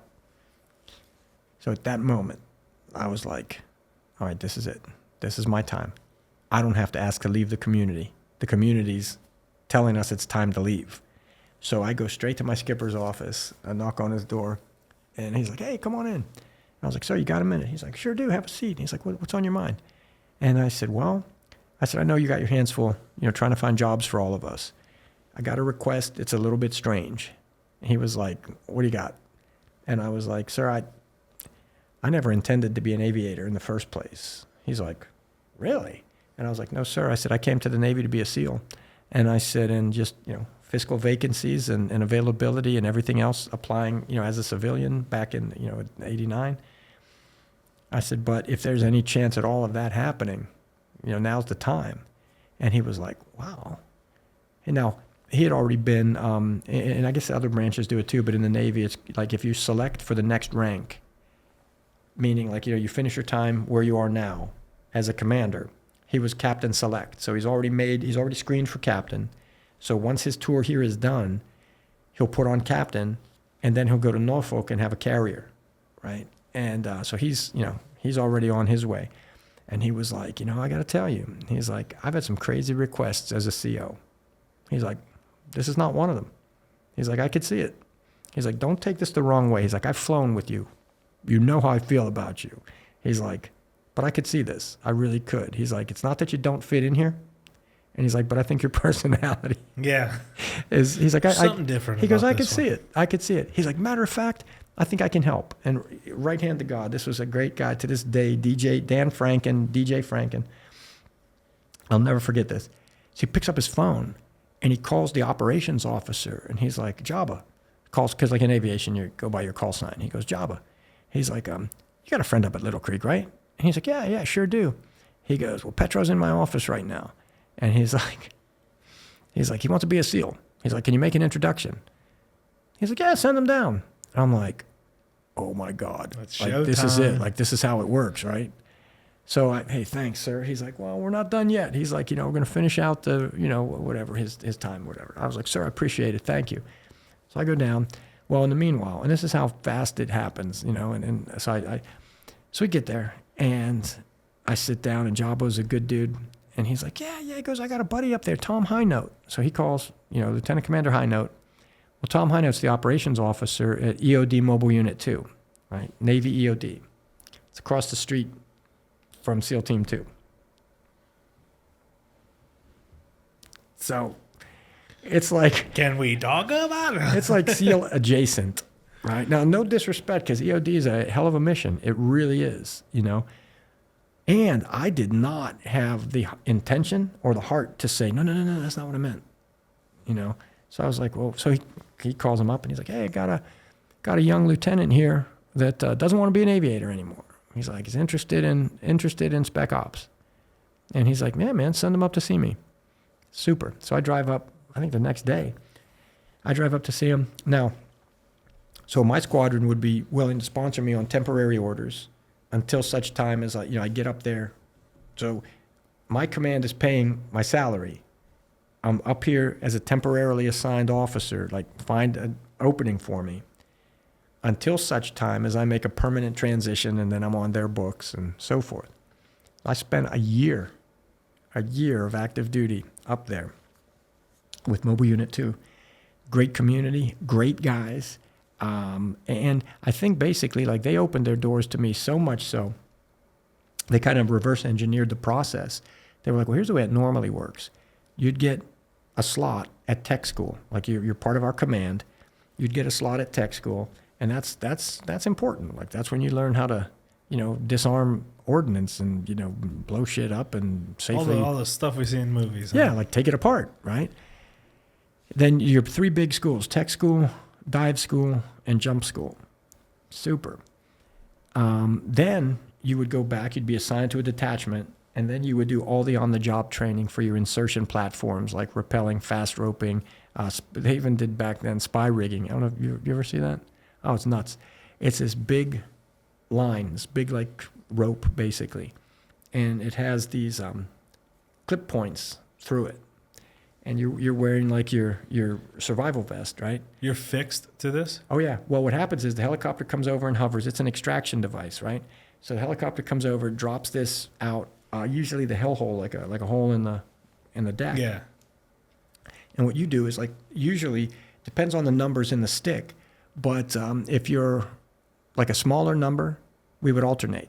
Like, we'd lay the line out, right? And you do this quick because usually it's like, we can't stay around here too long. We've got to go. Yeah, friends are looking for us. Yeah, right? So what we would do is like, I would stand on the right side of the line. You would be one position up on the left. Next guy would be one position up on the right. And then we would clip in. And then you would stand, and all of a sudden, like they start to hover and they lift and off you go. And you're like, right? And if there's a lot of guys, then you and I would be side by side. And then the next two. Then what we would do is my arm around your back, your arm around my back, the other arm's out to the, because if you don't do that, you're not aerodynamic and you'll start to spin, right? So Bro, I'd be the one puking up on. Oh, buddy, listen. So like one arm out like so. Then our inside legs, we like lock them over, so we can't, like we're basically like one, So off it lifts and off you go. And you get, really, you're not getting up into the bird. Like they're flying you up and out until you get somewhere where you can like less hostile. You can set down. I'd like to see that landing.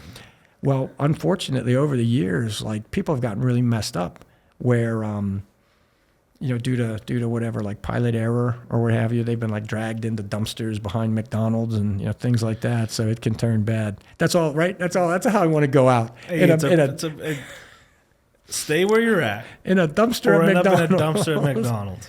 But so for me though, it was incredible because I think my first. So as I said, like reverse engineer. None of that in-house training really costs. It's a roster spot. There's no dollar cost. So I'm not. They're not sending me to school because I don't belong to the community yet. So what they did was they're like, look, like we're going to fast track this. So we're going to give you all the on-the-job training you would get when you come back. That way, you go to dive school, tech school, jump school, you come back and you're already current on all of it, and then you're a member of your detachment. Like, let's do this. Like, yeah. So a year of active, and I was loving it, man. I was living large because all that other stuff, all that other nonsense. Like, I'm driving to work in the morning. I've got a beautiful locker room, I go to work in like shorts and flip-flops. First thing every morning, we're out doing PT. Typical. Yeah, right. We're running, we're swimming, we're doing it all. And then you're like, okay, this afternoon is, we're rappelling off the tower. We're going to Fort Eustis for a shooting evolution. It was incredible. It was absolutely incredible. And all in the training command. Now, Well, Clinton administration, budget cuts. So now I'm going this way. Budget cuts are going this way. And I was kind of vulnerable because I still had my wings. Like, you don't lose your wings unless you earn it. Like, you got to do something to do that. But I changed designators. So my status, instead of like 1305, it was like 1300 or whatever it changed to. But it changed to aviation officer and a non-aviation billet, something like that. Like I basically targeted myself. So now they're looking at cuts and they're like, well, wait a minute. Because you were kind of like in a... You know, they're like, well, we can cut from here. We don't need that. So now in the meanwhile, one of the good bits of guidance that I got, like, listen, the package that you present for your change of designator, it's got to run through the chain. So my skipper already signed off on it. So my parent command signed off on it. The command that I was temporarily assigned to, they're like, yep, we give this guy up. He's a good guy. He's all yours. This community's like, we'll take him. He seems like a good guy. But now it has to go to the wing level, which was like right across the squadron. So what the advice I was given was, your East Coast, all these decisions are made on the East Coast. Every time your package goes somewhere, go with it. Don't be just a name on the paper. Like, if they have a question, you're there to answer that question. That makes sense. So, I go across the hangar. I speak with the wing commodore. He's like, sure you want to do this? I was like, yes, sir, I am. He goes, well, good luck, son. He signs off on it. You got my blessing. I drive up to Norfolk the next week for Air Lant, commander of the Naval Air Force's Atlantic. He's looking and he's like, huh. And again, it was always, you don't see this every day. And I was like, no, I get sir. that a lot. Yeah, no, sir, thank you. And he's like, okay, great. The next was the Naval Annex at the Pentagon. And I'm like, we're going, So one of my squadron mates, and now his story was a little bit different. He was flying with one of those prima donna instructors I was talking about, all right? And it's at night, and it's in bad weather, and they're out over the boat for carrier qualifications. And this guy, Jeff, was a solid pilot. I mean, solid. He's with an instructor, bombardier navigator, right? An instructor. Now, this joker had been, the Blue Angels, the flight demonstration team. May have heard of them one or twice. Yeah. Well, this guy was like the microphone guy. No disrespect. That's not where I'm going. I swear to God. But this is baggage for me. Now, Jeff was a good, solid guy. It's a two-man aircraft for a reason. Okay.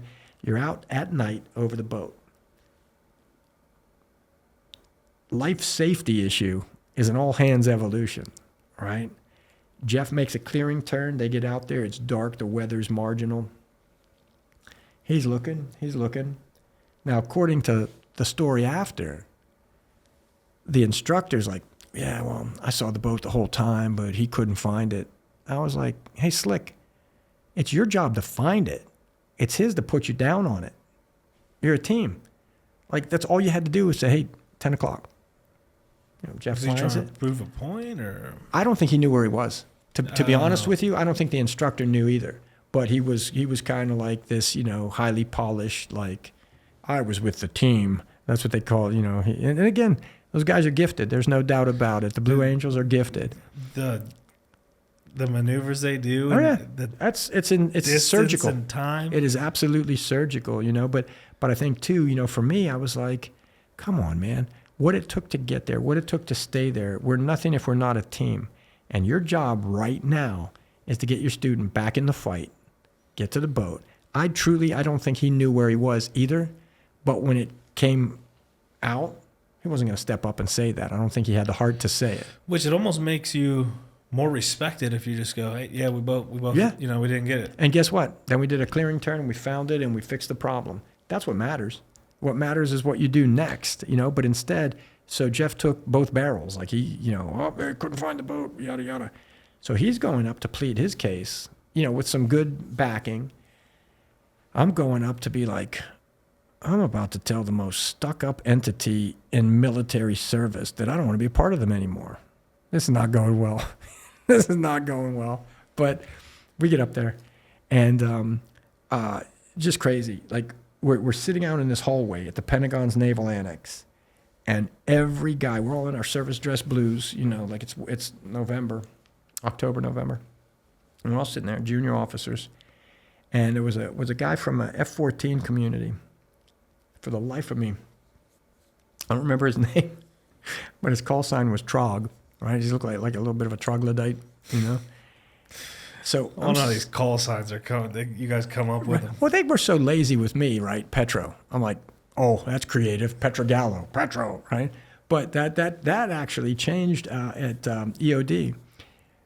The office that I would report to every morning was the operations office, because Tom Highnote was basically like my sponsor.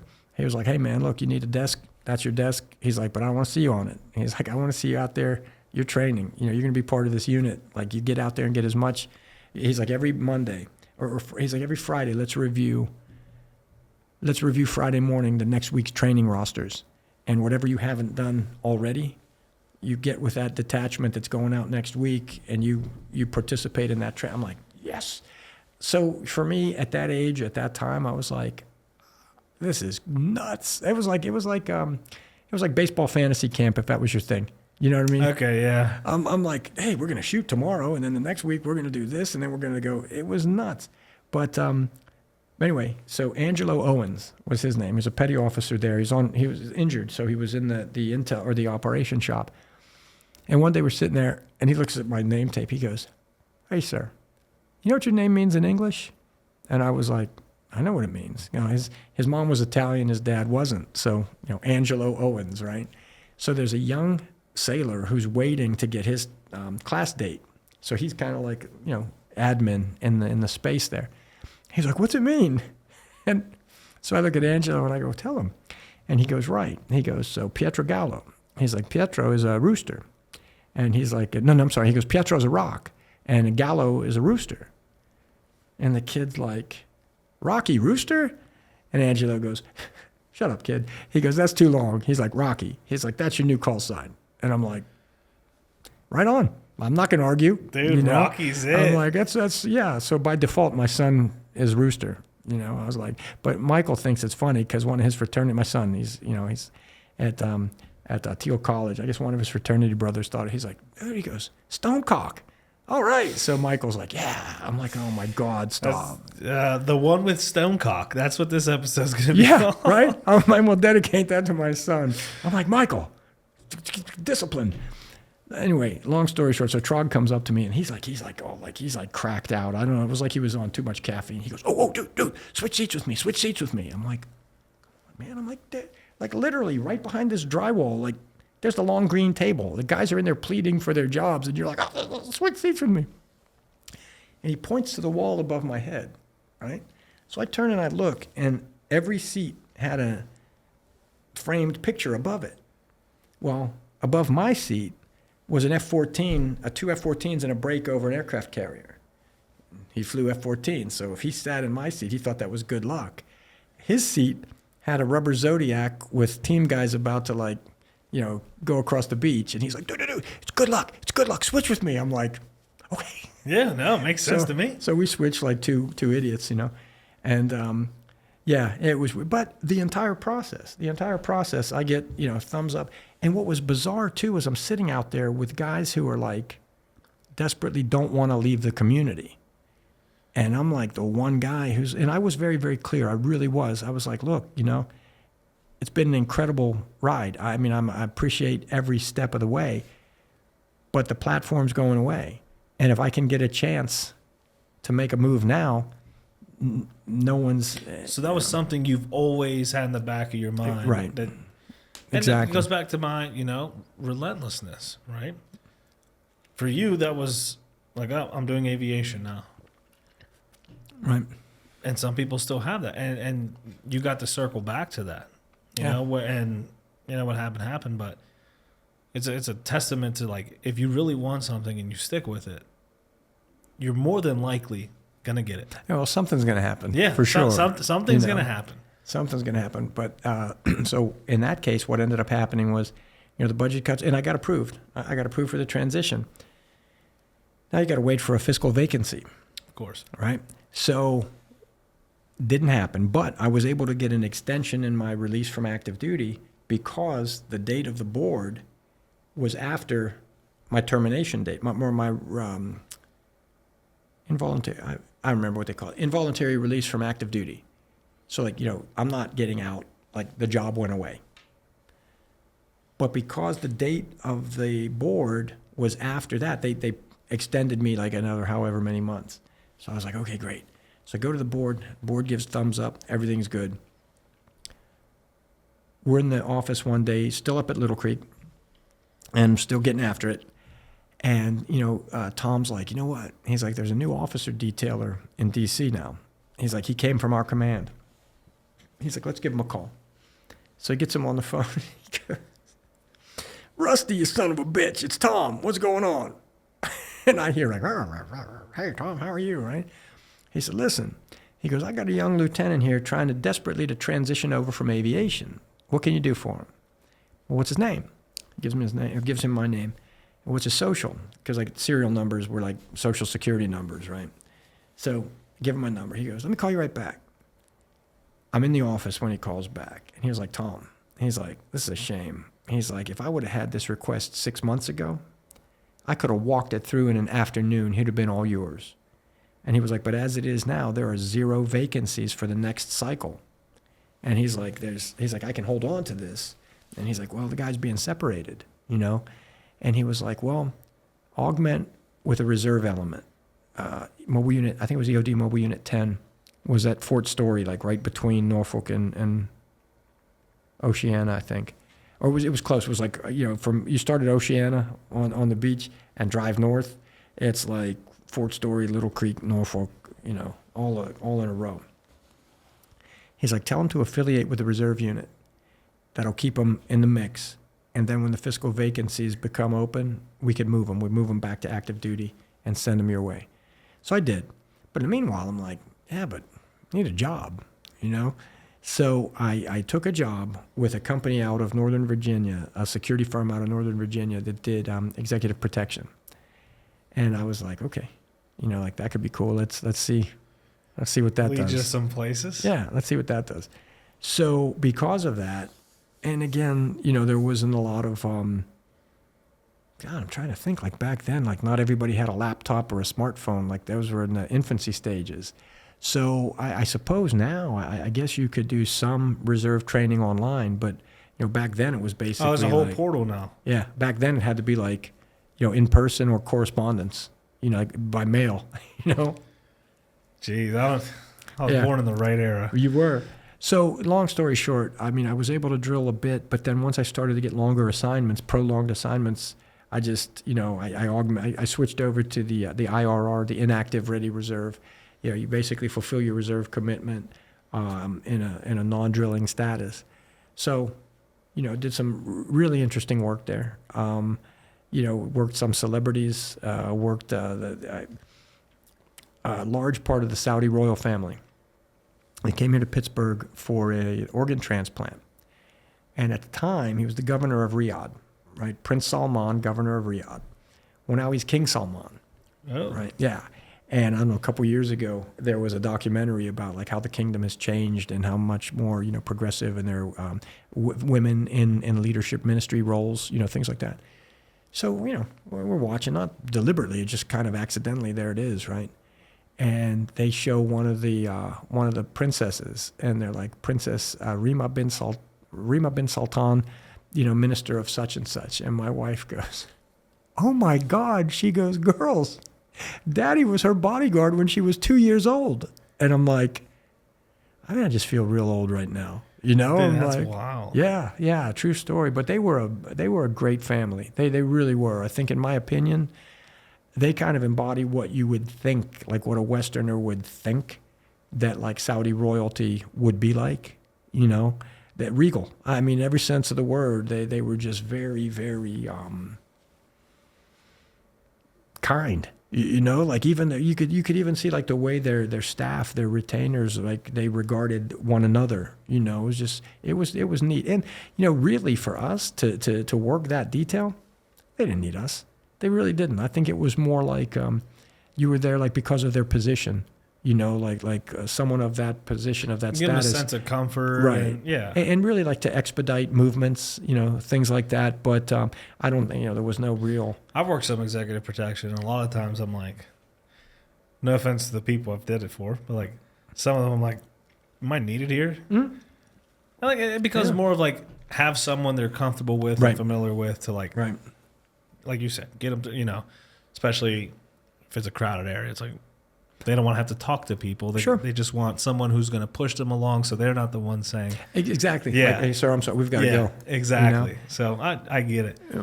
So where did all that lead to? You just, dude, I'm like staring, just like I could talk to you for hours. I don't think we have it on film. More hours. So you said you were with the NSA. So I don't know if I'm allowed. We Yeah, can bleep no. that later, but Listen, you've done a lot of things for the government. Right. And what led you?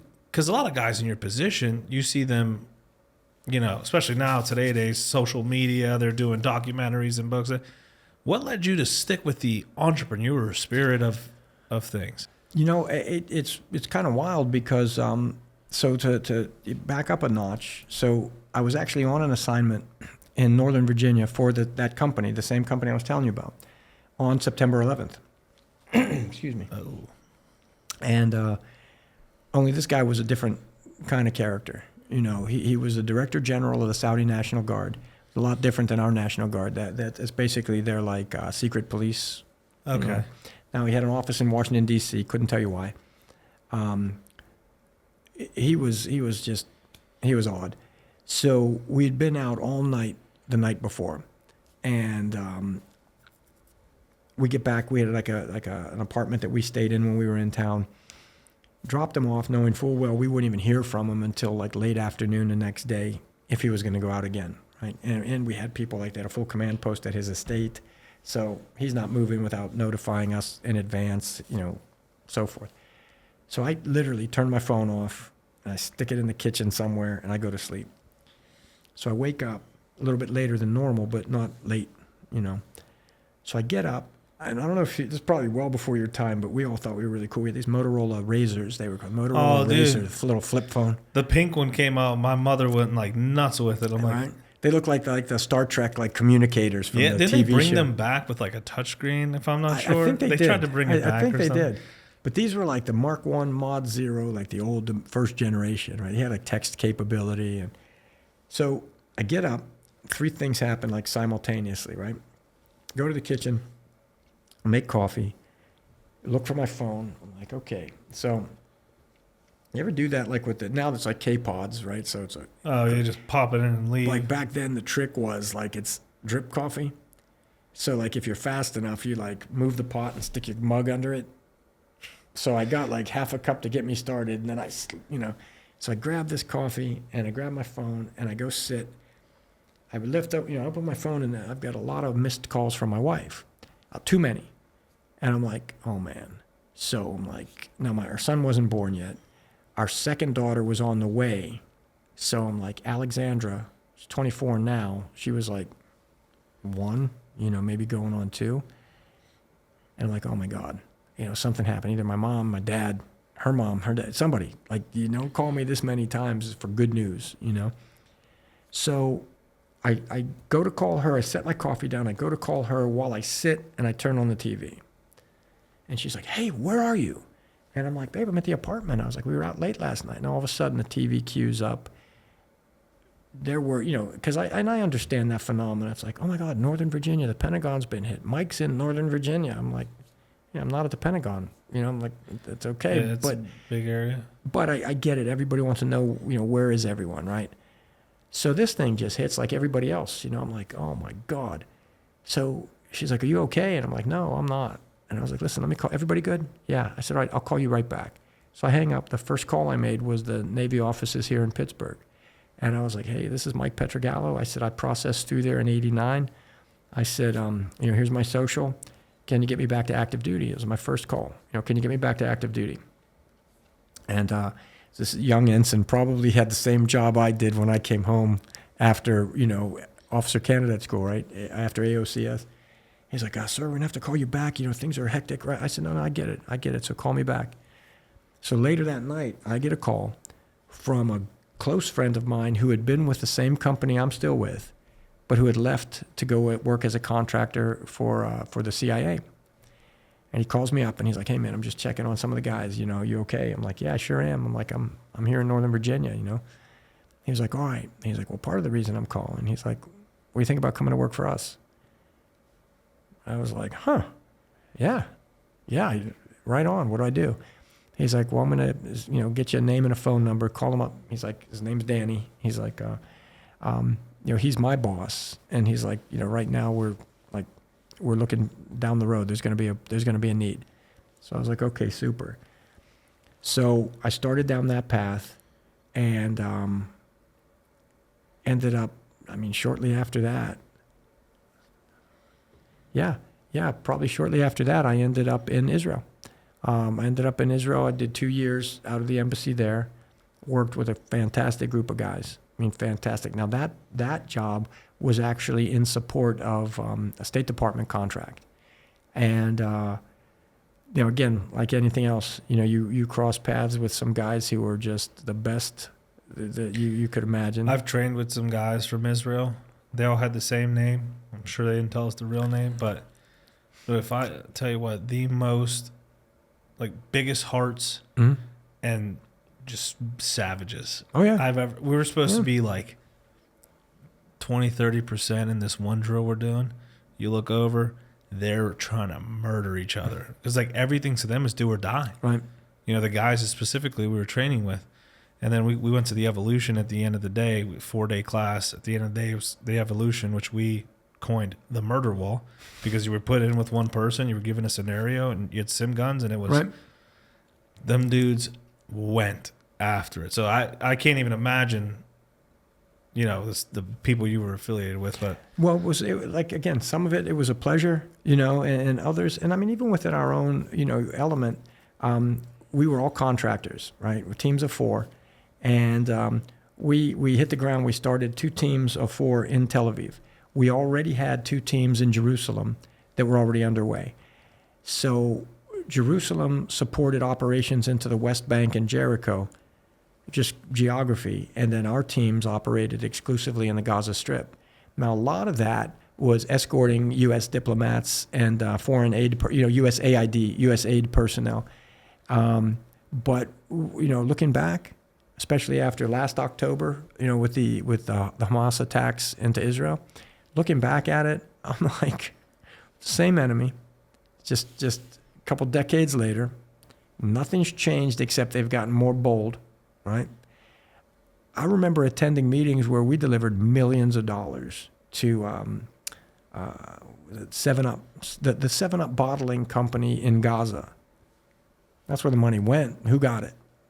Interesting. Oh yeah, it was a shit show. It really was. But I'll say this: some of the State Department guys we worked with were absolutely the best. The best that good hearts, good guys. The Israelis that we worked alongside, like you said, some of the best friends I've made, to this day. We had a situation there in July of 2003. Okay, and so now. The friend of mine who makes that initial call to me on 9/11, again, we keep in touch, but, the wheels are turning slow. Like, hey, do you want to come to work with us? Yeah, I do. Well, wheels are turning. I get this other opportunity, and I'm like, well, at least I'm one step closer. At least I'm in the game, so to speak. In the mix, yeah. So one morning we're going out on a mission, or late morning, we're going out on a mission, and this guy, it was a courtyard right behind, an enclosed courtyard right behind the building. We parked the armored vehicles down below. We're not there fooling anybody. We're in clearly marked diplomatic Suburbans, diplomatic plates, the alphanumeric, so CD, that prefix was United States Embassy, right? And then whatever the number was. So whoever drove that week would go down to the parking deck, bring the vehicle up into the interior courtyard. It's open air, but, then we'd come out with our gear, load up, and then we'd roll out onto our mission, right? So I'm walking out. I got my, gun bag and all that. And this guy's coming through the door, and he is huge. Like I'm like, you know, we're not gonna both fit through the hallway here, right? I get that a lot. Big, you know, shaved head. He's got his Oakleys up on his head, right? And he's got his gun bag, and I've got mine, and we're getting closer, and you know, you give that like kind of, what's up, you know? And I'm like, what's up? And all of a sudden, it's like a cartoon. You both hear, like, we both hit the brakes. We're like, and all of a sudden, this big monster. I see this childlike. He's like, Mike, and I'm like, Danny, oh my, like, it was the same guy, same guy from the phone call. I just grew up a bit, huh? Yeah, he's like, what are you doing? I'm like, dude, I'm waiting to hear from your guys, you know? He's like, yeah. He goes, things are crazy right now. So we exchanged numbers. I'm like, I got to go. We're rolling. He's like, yeah, we're just getting back. He's like, well, call me when you get back. So we had like, I don't know, like Ericsson. They look like the old TV remotes, like little, you know, Yeah. but the local cell phones. So we exchanged numbers real quick. We roll out on our mission. We come back, debrief. I call him, and I was like, hey, man, you want to grab a bite to eat? He goes, yeah, come on over to the team room first. We stayed so long, like prolonged deployments. We had an apartment. These guys would do short turnovers, so they stayed in a hotel right next to the embassy. So, like, they had their rooms in the hotel, but then they had a suite that was like their down room. Like, you know, they'd go hang out there. So I get up. I walk in, and this was like, it was surreal. I mean, it really is. Like, you walk in, you realize these are like CIA GRS operators, right? I walk in, there's two dudes playing like Call of Duty. You know, they're like playing a video game. Danny opens the door, introduces me to his team leader. He goes, hey, this is my team leader, Mark. I'm like, hey, man, nice to meet you. He goes, hey, Danny says you're a good guy. He's like, and he says you're already in process, like you want to come to work for us. I was like, yeah, I sure do. He's like, right on. He goes, well, let me introduce you, right? He goes, that's Jimbo and that's Bodie. He goes, now here's how it breaks down. He's like, 3 different paths. He's like, we're direct hires. We work directly for the agency. And sometimes you hear them referred to as blue badgers, right? Like a blue badge is your ID badge, right? You got your photo and your, you know, but it's bordered in blue, meaning like you're a staff member, right? This is your clearance level. You're legit. Yeah, this is your staff. You know, this is your clearance level. You're a staff member. It's blue. Green was fully cleared contractor, but for the same entity, right? I think yellow was cleared at the secret level, so you'd be like maybe like a perimeter guard, you know, rather than like a mobile, you know, operator rolling out on missions. Red was usually an uncleared third country national. So you don't see that like in an embassy setting as much. So he's like, so the way it breaks down, he's like, we're staffers, right? And he said, now that's what you've already put in for. And I was like, right. He said, now sometimes that happens fast. Sometimes it can take forever. He's like, Jimbo and Bodie are both contractors. He's like, our demand right now is so high. He's like, they work for 2 different companies that supply us with manpower. I think like Jimbo worked for MVM and Bodie worked for Blackwater. He's like, what I would do if I were you, he's like, they'll both give you contacts, apply to both of them. And he's like, because, you know, the sooner you get in, he's like, some guys get into contract, never come over because they don't want to. There's certain things you had to give up. Like as a direct hire, I would have had to live in like a certain geographical boundary of like Northern Virginia. No residency, essentially. Yeah. Interesting. As a contractor, I could live wherever I want. And for me at that time, you know, by now, like our middle daughter was born, you know, and I was like, man, like we've got such a great support network here in Pittsburgh. I'm not moving. You know, like why would I? I mean, like when I'm home, but their life doesn't change. You know, all my girls knew for years and years, my daddy works far away. Like that's all they knew. Going to the office. Right? And I was fine with that. I really was. Like I didn't think that they don't need to know.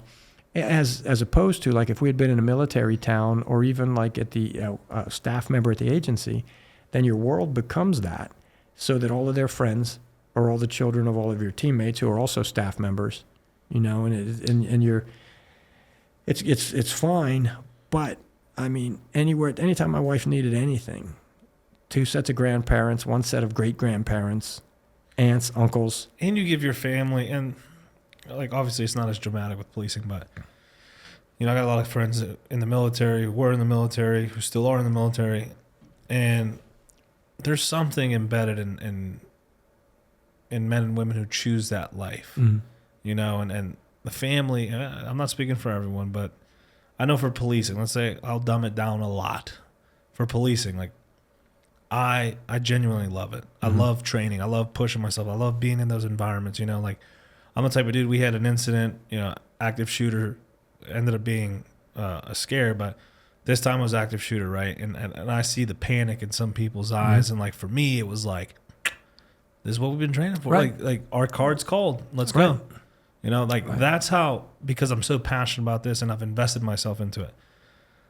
Like I don't live the life of like the next man next to me. You know, he can go home, he can be happy, he can leave his door unlocked, and like, I'm not thinking about stuff like I'm thinking like, some dude comes in right now, I got 2 guns over here, one over, like that's how my mind works, right? So I'm trying to compare these two as if they're even comparable. I get you. For you, it kind of kept that normalcy for your family. You know, it's like they're with their family, they're with their friends, the community, and like when you go home, you value that and you cherish that. Exactly. But then when you go to work, it's work, it's showtime. You know, I think that's where I think the benefit would be as a contractor, where you can kind of remove yourself from that situation. 100%. 100%. And I think too, it left the latitude. Well, think about it like this. Had I gone to work direct hire by the first agency I worked for, it would have been the Department of State. And I know there's lateral transfers and all that kind of stuff, you know, but then I would have never been able to move the way I did with the freedom that I did, because, you know, so once I meet these guys, right, it seemed like a good group of guys. I get the introductions from Jimbo and Bodie, and I reach out to both of their, what do they call it now, talent acquisitions, you know. So I send all my stuff off. Super. It's summer. Very right? cryptic. Talent acquisition. Yeah. So summertime, right? We get the word that one of them has been hit by an IED on a mission in the Gaza Strip. We're like, man, you got to be kidding me. So it's Mark and Danny. Now they're okay, right? But the way this thing broke down, they reach out to us and they're like, guys, listen, I mean, you know, we know it. Things are heating up. They're not safe, fun, like welcoming missions. They're not. Hamas was already operating heavily in and around all throughout Gaza, all right? The Palestinian Authority was in control at the time. Excuse me. They were like the governing body. They had already been infiltrated by Hamas. So how we would set up our missions, every one of us who had any type of, well, all of us, you know, we're like, all right, look, I know we're the support element, right? But every night prior to a mission, we would send our itinerary to our counterparts in the Palestinian Authority because it's diplomatic, right? So we would drive from Tel Aviv 40 miles to the Erez crossing, and that's like where you cross over safe passage into Gaza. Going to passport control, and it would always be like, you know, 2 vehicles. In the lead vehicle, you'd have an embassy driver, a State Department officer in the front, whoever your high-value package was in the back seat. Then you'd have 4 of us in the follow vehicle, like we were the QRF, the maneuver element.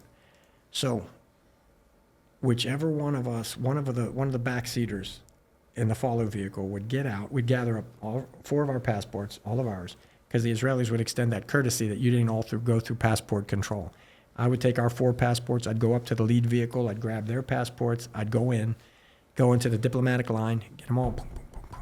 Like, we're going in for an hour, maybe a day, but we're coming right back out, but you're going into another country. So you'd pass through, boom, boom, boom, right? This is surreal. I keep saying that, but honest to God, now I'm remembering stuff that I'd just as soon forget. You remember Patch Adams? Robin Williams made a movie about Patch Adams, right? That asshole confronted me, not Robin Williams. Oh. Patch Adams. Hey, you be nice to him. No, listen, he was, confronted me at the crossing, right? Right hand to God, they're dressed like clowns. Big bass drum, banjo, like there's a group of them. And I don't remember, I know Patch Adams was with them because it was all over, but they're singing Down by the Riverside, the Down by the Riverside, right?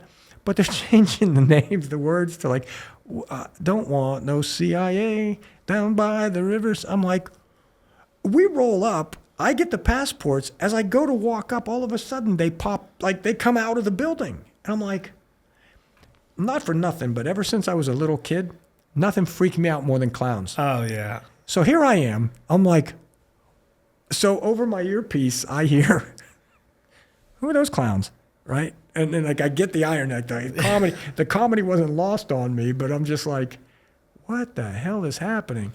So first, like they block the steps, like they're not going to let me in, and I'm just like, come on, man. I'm like, excuse me. And they just, but anyway, I get past them, I get inside. Well, now they follow me in, and they're still singing. And It's good to have a sense of humor, even right? in that line of work. I'm like, this is bizarre. Like I'm being accosted by Clowns. a bunch of clowns, literally. So we get through, we get back in the truck, and Jim, a dear friend to this day, he was our team leader at the time.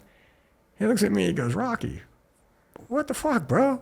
And I'm like, I don't know them. They're not my guys. I wouldn't trust that, but who sent them? Yeah. He was like, his guys, this is history. And the whole time, he's like, we always had like some type of camera, video capabilities. And he's getting all this. And he was like, boys, this is history in the making.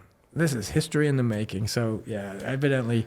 And I respect Patch Adams, Doctors Without Borders, and it is. I get it. I understand it. But I'm like, at that moment, all those missions that we ran, largely in support of like diplomatic effort.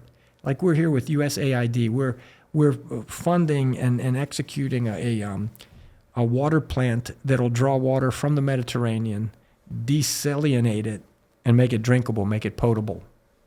Like we're doing this for the benefit of the people. Where here. do you think a lot of these misconceptions come from?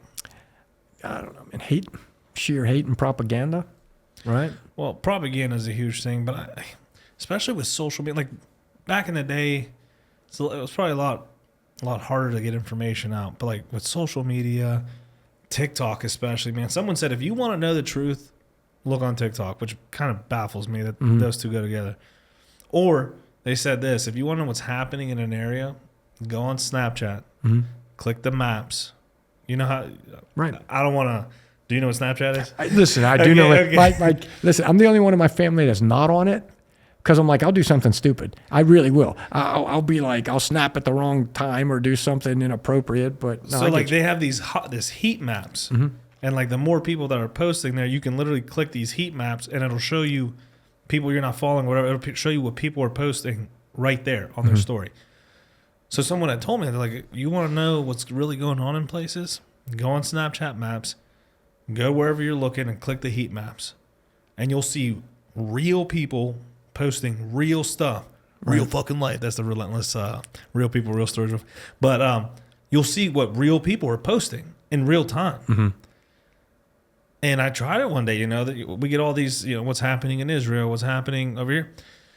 The places that Snapchat does have available, you go in there and you see people like posting stories of like crazy shit that's happening.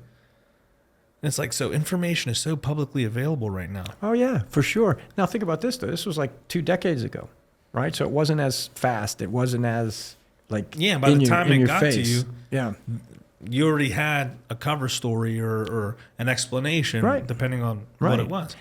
And you could set your clock by it. If there had been something in the news recently where President Clinton, at that point, Clinton was long gone, wasn't he? So if President Bush had done something in support of Palestine, directly in support of, and maybe chastised the government of Israel, we would drive through and we'd get applauded. Like we'd be through marketplaces and people like waving to us and stuff. If there would have been something where like maybe the president or the U.S. came down on the opposite side of an issue in support of Israel, they'd like throw shit at us, So it was always volatile, but I believe this with all my heart. Hamas had an agenda from the beginning, and it was a bad one. They were pulling strings behind the scenes from the beginning. Absolutely. Are already infiltrated the Palestinian Authority. We went on some missions there for the water, for the pipeline. We get told one day, we're like, hey, we rarely ever ran on Sundays, Saturdays either. Usually it was like Friday was a light day. Rarely missions on Friday, Saturday, or Sunday. So we get told, we're like, hey, we're taking a bus of USAID personnel. They're not fact finders. They're not inspectors. They're there to see what work has been like. How's the pipeline progressing? We're going to escort them safely the length of the pipeline project. Now, we're already told that we're going into areas in the Gaza Strip that the Palestinian Authority will not go because they're under strong Hamas control or other factions that, So there's 4 of us, and we had 2 teams of 4. So this mission, we're all going, wow, now there's 8 of us, and a bus, like a smaller tour bus. It's not ballistic. It's not armored. And I'm like, this might be the worst idea I've ever heard in my life. But, well, it's diplomatic. We don't have a side. I'm like, no, we don't. But you know what? Hamas doesn't think that. And here we are, a prime, slow-moving target with a lot of potential carnage. You want to make a point. This is a good place to make that point, So we start rolling, right? And it's hot and it's sweltering. And we're in, even in the vehicles, we're in this, decades old. I mean, it was state of the art at the time, but body armor. Dragon skin. Yeah.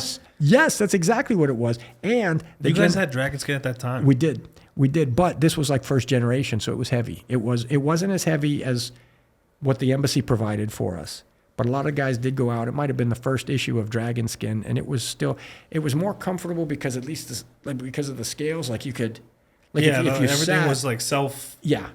As opposed to the big, the original old plate carriers, But it was hard. It was really hard. So we're down there, and at one point we come up over this berm, and I'm driving. I'm driving one of the vehicles this day. Your big old pumpkin head just fucking right. Honest to God, that's the first person to go for. Right, the driver. they're gonna shoot the driver. Yeah, I know fuck. it. So Jim's beside me, right, and I'm checking the mirrors, and all of a sudden I see this we would call them technicals, but I see this pickup truck come up over a berm behind me, and it's got a crew-served, a heavy machine gun mounted in the bed, looking out over the vehicle. I'm like, Jim, we got a technical coming up behind us right now.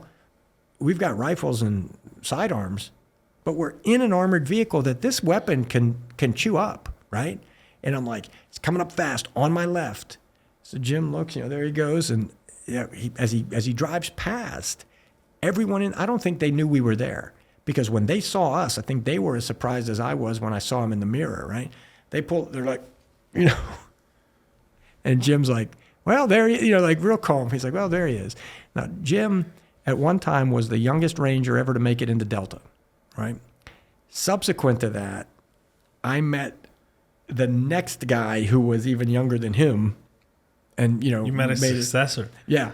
And I was like, dude, you're not the youngest, ever. But we were already old at that time. But, to this day, he's a dear friend. So we see this. And all I keep thinking is, I'm like, first thought that went through my mind, I'm like, they come back over that hill, I'm going to hit their vehicle. I mean, that's probably the best chance we have is I'm going to drive right at them. We're armored. They're not. I'm like, I'm going to knock the shit out of you. And then these guys are going to get out and shoot you in the face. I mean, this is not going to bode well for you. Because I'm thinking. Sounds like a solid plan. Well, I mean, if they're coming back fast, they're coming back for us. I mean, there's no doubt about it. Yeah, they didn't miss a turn. Right. So fortunately, they didn't. We didn't see them again, which was good because I was like, yeah, that might not have worked. And, got all these. We're going to have to roll power in the tour bus. Dude, after everything's said and done, you're like, man, actually, that probably wouldn't have worked. At the time, you're like, bro, this is what we're doing. This is the worst idea ever.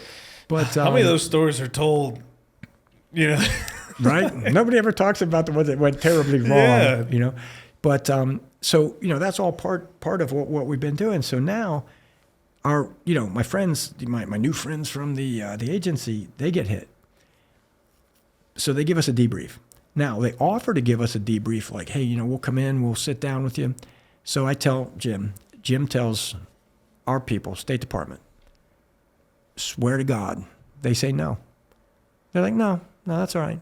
They're like, we have our own intel sources. And I mean, the truth of it is, if they debrief us, then we'll owe them a favor. I'm like, you'll owe them a favor. I'm like, right now is where I start throwing punches like a madman. This is the dumbest shit I've ever, God forbid, safety should hinge on you owing who a favor. I'm like, we're keeping tabs. I'm like, you don't get this. I don't think, there were a few, again, to this day, I keep in touch with them, State Department, DSS, Diplomatic Security Service agents, I still keep in touch with because they were there with us when things went really bad and, side by side right there. The other ones, I'm like, you have no idea. You're sitting here so sheltered and so insulated and so protected, But so officially, we're not getting a debrief. So these guys came over because we had office space. There wasn't enough room in the embassy. So we rented additional office space right across the street in this really kind of swanky, like shop area, the Israel. If you ever get a chance, that's the place to stay. It's right across the street Oh, from let me the write that embassy, down. Tel Aviv, right? Tell them Rocky sent you. But And the fucking hog tied in the basement. that son of a bitch. Yeah. But so anyway, they come to our office and they lay out this debrief. It was a particular place that had communications tower, right? And I would do these missions later, but they were running them now. Sometimes it's people you're moving. Sometimes it's very low profile. Other times it's technicians, because this was a communications tower. So they had to take a technician to do a once over or something. And the way they laid this out was masterful, right? We'd driven by this location dozens of times over the years during Israeli incursions into Gaza. Like, we're still running operations, and it's like an olive grove, right? It sits up on a hill. And there's a farmhouse, a big ass tree in the front yard, always a donkey tethered to the tree, and always two kids, a little boy and a girl, playing around the yard. Always, catching ball, whatever. Picture never changed. I mean, it was always that kind of lifestyle, right? The tower's on their property. To get up to it, there's a gate. The gate's always open. And there's a driveway with two like earthen walls, like maybe a 45-degree angle, dirt. Drive up the driveway, go through the gate, get up to the front of the house. Technician gets out, does his magic, get back in, and off you go. So they say this particular day, and I give them all the credit in the world, because a lot of times, like that instructor that was in the A6 with my friend Jeff, he couldn't find the boat. I'm like, you couldn't find your ass with two hands in a mirror. It wasn't just him, Well, to their credit, they laid it out, and Mark was like, you know what? He's like, in hindsight, we blew it. And he was like, all the signs were there, all of them. He's like, we get there, the gate's closed. He's like, the gate is never closed. So as we pull up, I think Danny was driving, so Mark had to get out, unlock the gate, right? Because there was a chain and a lock on it, which they had access to, just in case. But it was always open. But it was always open. But because it was closed, somebody had to get out of the vehicle, and the vehicles had to stop, all right? So they get out, and he was like, well, telltale, number one, the gate was closed. Number two, no kids in the yard, no donkey. It's okay, they're on vacation. Maybe the donkey's at the vet, they all went with them or whatever. The ground had also been tilled recently. It's not unusual, but it's very, very rare. Like, in all the time they were there, they never noticed it before. But because the dirt was all turned over recently, if they had had the egress, they couldn't go down the back side because all that ground was turned over, and these are armored vehicles. I mean, they're Suburbans, but they're still heavy. So they would have sunk, right? They wouldn't have got traction. They would have sunk in the dirt that's been turned over, so they'd have to come back down the driveway. So channelized up front. The intent, we believe, was to hit them on the way in, because hence, stop and open up the gate. Well, I guess they missed their opportunity, but realizing they couldn't go out the back, they had to go out the front. So by now, like, things are adding up that they don't add up. They go to leave. Command detonated IED that's buried in the earth wall, right? The thing that saved their lives was whoever planted it went parallel to the dirt, right? So what happened was the blast basically went over the vehicles. Now it wrecked the shit out of their Suburban, stalled the engine out, but the ballistic integrity held because, like, the ball bearings and whatever that were in it, the brunt of it, the vehicle's here, the wall's like so the brunt of it went up and over, right? So the shock wave, some secondary, like a little bit of frag hit it, but not a lot, but it did knock them both out. Now, Mark says when he came to, he's like, he's like, I wasn't out. He's like, my bell was rung hard. And he was like, when I came to, he's like, I'm looking straight ahead across the street, and there's a Palestinian Authority police vehicle there. He's like, that wasn't there when we pulled in. He's like, now he's getting his wits about him. They start getting out of the vehicle and walking across. Mark's like, the first thing I did was I kicked my door open. We used to call it the V, right? Like, you open the door and there's your V. He gets up, he lays his M4 out, and he's like, stop. and and he said, the only thing was, he was like, I did give a little bit benefit of the doubt because they weren't running at us. He's like, but then that even got me thinking. We were just blown up. Why are you not running to our aid? There's more. Like, why are you coming across almost methodically? Yeah. So he tells them again, he goes, stop. And then he puts a couple rounds out over their heads, right? So they stop and they turn around and they leave. So they were able to do a self-recovery. I don't know that the vehicle restarted or not. It may have, or they all loaded into the other, because there were 2 vehicles on that move as well. But they did get out. They got back safely and all that. So that was the debrief. And they're like, guys, they're coming after us, and it doesn't matter if it's, they don't know who we are separately. Like, we're all the same. Yeah. You're not them, so. Yeah. So we're like, right on. So that was July. So in October, they hit one of our teams. Only this time they put an anti-tank mine in the roadbed. And what they did there to guarantee, again, too, like I said, the Palestinian Authority had been infiltrated.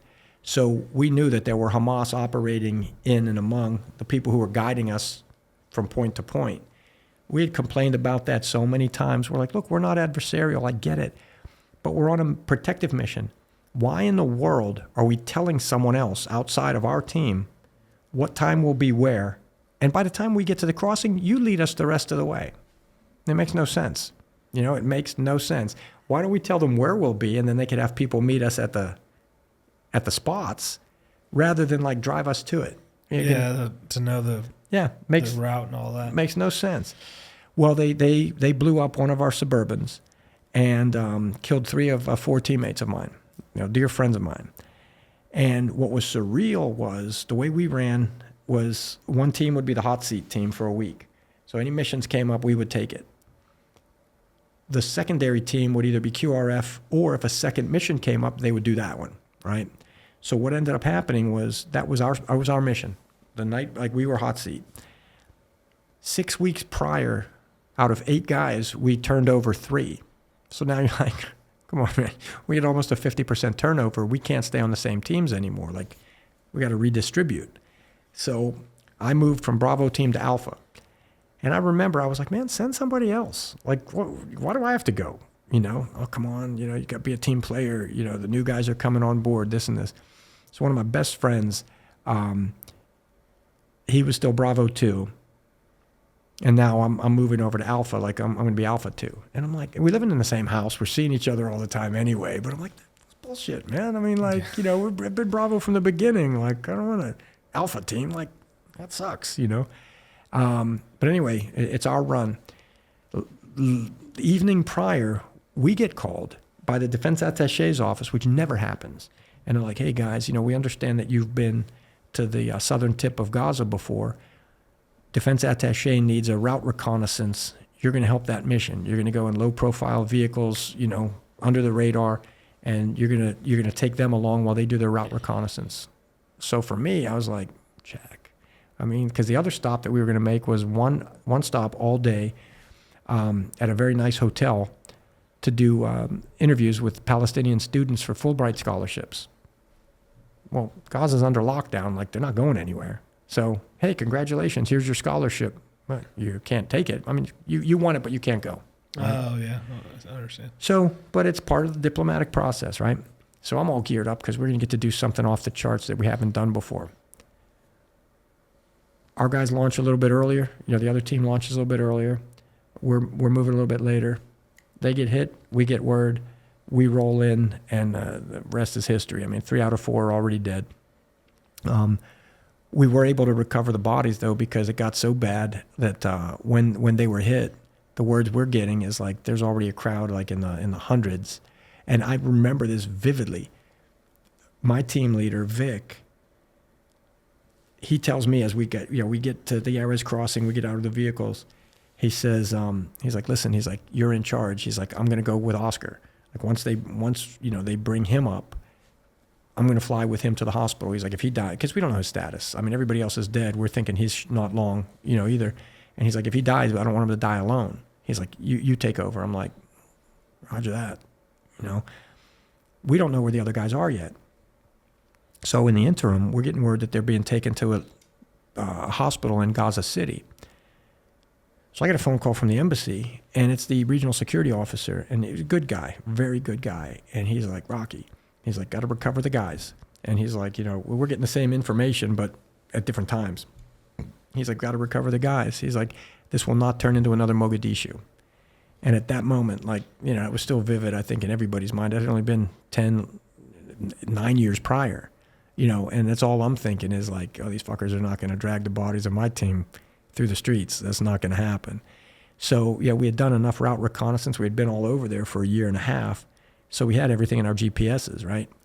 So I'm like, all right, guys, let's reconfigure, let's reload, and we're going to head to the hospital and recover the bodies and get out because they're not going to stay at the crash site forever. They're going to move, the crowd, as it were. Sure enough, there were Hamas agitators in the crowd. I mean, this whole thing could have turned really, really badly. But as it turned out, I think fortunately for everybody, they were able to get an ambulance, a Palestinian ambulance had driven by right after the attack. Highly unlikely that it was pre-staged because it was just, kind of dumb luck. He put the call out on their net. They sent more vehicles. They recovered the bodies initially, got them out of the way. And I guess, dressed them as best they could, prepared them and then moved them up to where we were. So I go, one at a time, because it's, again, they're like, hey, we're not letting unknown vehicles. I mean, I know they're ambulances, and I know they say they have the remains of your teammates. We're not letting them cross into Green Line unchecked. So, like something from a bad Western, one of the ambulances would pull up. I walk down on foot, identify the body, give a thumbs up. They send another ambulance from the Israeli side, cross-load, and off they go. I stand there. Both ambulances clear. Another one comes up. We're like, this is I'm, looking at three of my best friends. Like, what's left? I'm like, check. That's who that is. That's who that is. When it's all said and done, we roll back in anyway because now state is like, well, we're looking at this as a crime scene and we do have to take pictures for investigation. And, the senior State Department guy that was there with me, I was like, sir, this is your show, not mine. But one thing I do know is this. Any evidence you could hope to get, you understand there's like 500 savages celebrating in the wreckage right now. We're about to drive into that. I'm thinking whatever evidence is there is contaminated. Not going to be too cooperative either. Yeah. Well, you know what, though? And it's not one of my proudest moments, but he's like, well, I understand it's been hard for you. And this is an office guy, And he's like, I understand it's been hard for you, but I've got to go. Like, with or without you, I've got to go. Oh. Dude, at that point, I made up my mind. I'm like, you're not going anywhere without me because I get to shoot some fuckers in the face. I'm doing it.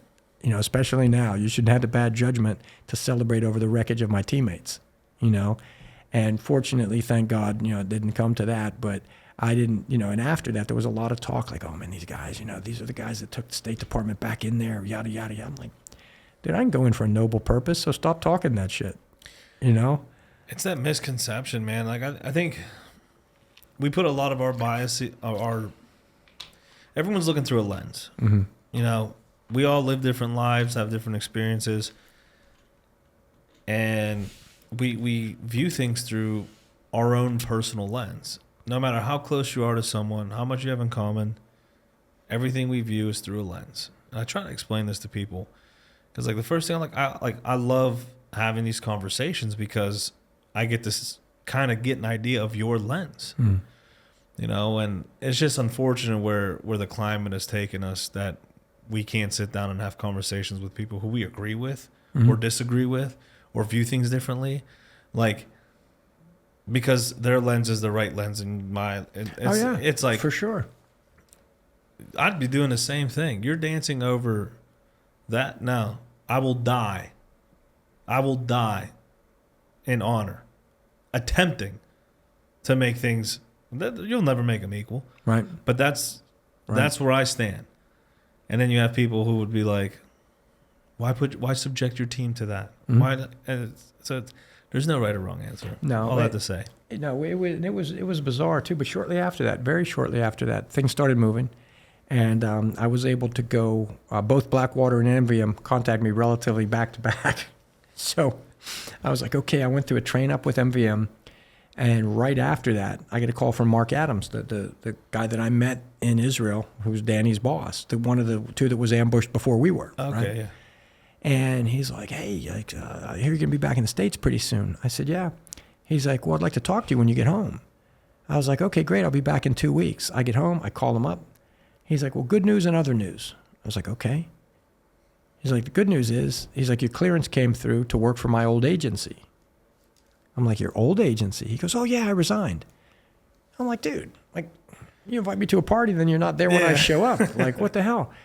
And he said, but I'm now operations manager for MVM, supplying contractors for my old agency. He's like, your clearance came through, you're good to go. I was like, great, that's fantastic. Because I kind of already decided like the blue badge thing might not have been for me, you know. I said, all right, what do we do next? He's like, well, there's another thing I want to talk to you about, but I don't want to do it over the phone. You know, could you come down next week? Sure. So day and time, I get down there. He lays it out for me. He's like, all right, here's the deal. He's like, the NSA is in need of the same service. So far, they've been able to piggyback on with CIA for support. But they're sending so many more people downrange, we don't have enough to support that mission. So we're developing another project for that agency. It'll run parallel with this one. And there was a lot of crossover. Some of our guys would go from one to the other, you know, CIA to NSA, NSA to CIA, but the mission was all the same, GRS, Global Response Service. And I was like, okay. You know, now the hook for me, though, was he was like, well, I'd like you to consider that. And he was like, and I'd like you to be the team leader. And I'm like, So now I'm like, and it was ego. It was all ego driven. It really was. I was like, so I could be a part of a team that's been around for a while, well-established, well-oiled machine, like underway. Or I could be the first team leader ever. You know, same thing for the NSA. I'm like, I'll do it. And I did. And first team was, oh my God, like the island of misfit toys. Like there were some guys that I'm just like, you know, maybe your heart was in the right place, but you're going to shoot yourself in the foot. Were you like a big babysitter at that point? Because I feel like there with were a times. New project like that, everyone's learning their role. Well, you know what was weird too is I always said this, and I say it to this day. I never want to be the best shooter in the room. I know I'm in the room. I mean, on my team. I'd rather be surrounded by a team of guys like, oh yeah, man, I'm really good, but these guys are, you know. Oh, dude, I always hang up. I call it hanging up. If I'm the smartest, but I'm in the wrong fucking room. Like, right? I'm in the wrong room. And I don't want to, and you know, you get this. Like, I don't mean that to sound lazy. And anybody who's listening to this who has been there and done it, they get it. They would get it. I'm like, I don't want to be the smartest, the best shooter, the best driver. Like, I want to be able to hold my own, but I'm in here with like, this team's going to get some stuff done. Well, this can translate to anything, corporate world too, anything. Mm. I know what I bring to the table. Right. I'm not taking away from that. I know what I bring to the table. And if I'm in a room surrounded by people who one up me, that's the fucking room. I'll tell you that for a fact. Right. Because I know what I bring to the table. Yep. It's not like you said. It's not about being lazy or I want to get. No, I know what I'm bringing to the table. I know my effort. Like, so if there are people I've surrounded myself with who add to that, dude, that just picks me up. Exactly. Rising right. tide lifts all ships. There's your naval there you metaphor. Go. I got it. But it also checks your work. You know, it checks your work, and that's why everybody has a hand in it. Everybody has a hand in mission planning. Everybody has a hand in, you know, like what's the contingency? Oh, well, that didn't work.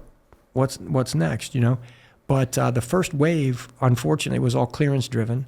So I think what they were looking for was like, hey, we need TS qualified people right now. Like, we'll teach them the rest. Well, what we found out pretty soon was, no, that you can't do that. There's not enough hours in the day. So what we started to do, we adopted almost like a very like secret handshake kind of protocol. And it was like the way to get on the team is you have to know somebody who's on the team. They have to vouch for you because you're not going to vouch for somebody who's going to. Hey, your word is your bond at that point. Yeah. So that's what they did. And Jim, my team leader, and sadly or not, I mean, we one of us or the other might not be here. He had moved on to another project. And I don't recall the time frame, but it was shortly before our guys were killed. So he had already moved on. And I remember vividly, he called my phone when we were at the Erez crossing before we went into the site. He calls me up and he's like, Rocky. And I'm like, Jim. And at that moment, I probably needed to hear his voice more than anybody else. I really did, you know. And he's like, you all right, brother? And I'm like, no, I'm not. And I'm like, Mark's gone. And he's like, Rock, he's like, I heard what happened over the news like everybody did. Now, he was in Iraq at the time. He's like, I had both your numbers in the phone. He was like, I realized that one of you would answer and one of you would not, because he knew we'd already been separated. And he's like, and I called your number.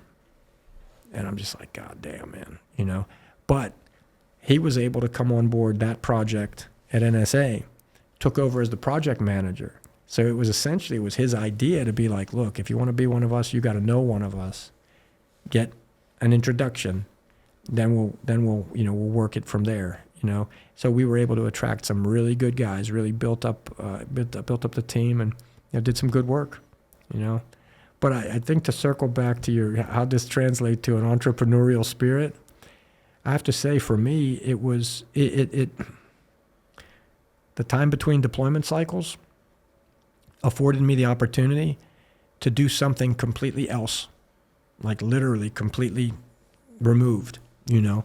And I think CrossFit was one of those things that I found a community back then that was like similar interest, shared interest, but nobody's dying, if that makes sense. Yeah, mission-driven, right, goal-focused. Right. Like you deploy with your guys downrange, but there's a cost. It could be a steep cost associated with that. But here in this space, you're like, hey, you know what? You have all of the elements that make that life intriguing. The planning, the logistics, the laying out of everything from building your own rig to running a schedule to staffing to programming, and I think maybe subconsciously, and this is and I really do to this day I stick to it. We did that to build a community, we really did it to build a community, but in my mind it supported my mission, because when I was home I was able to train my ass off so that I could be more effective when I went back downrange. Kind of bounced off of each other. Right. That's Right. awesome. Well, first and foremost, man, this doesn't even cover. Thank you. I didn't know we were getting into this. Like, thank you for your service. Like, seriously, because there's a lot of things that men and women do behind the scenes that even me as a cop can't even fathom to grasp, let alone the everyday person. Like, sometimes I wish I could live that life where I show up to work, punch in, crunch numbers, go home, worry about dinner, but like there's so much happening behind the scenes that we as a nation have no idea of, the men and women who have taken their last breath so that I can sit on a fucking podcast and talk my shit. Well, listen, and I mean, I feel this way 100% legit. Paul Schulo, right?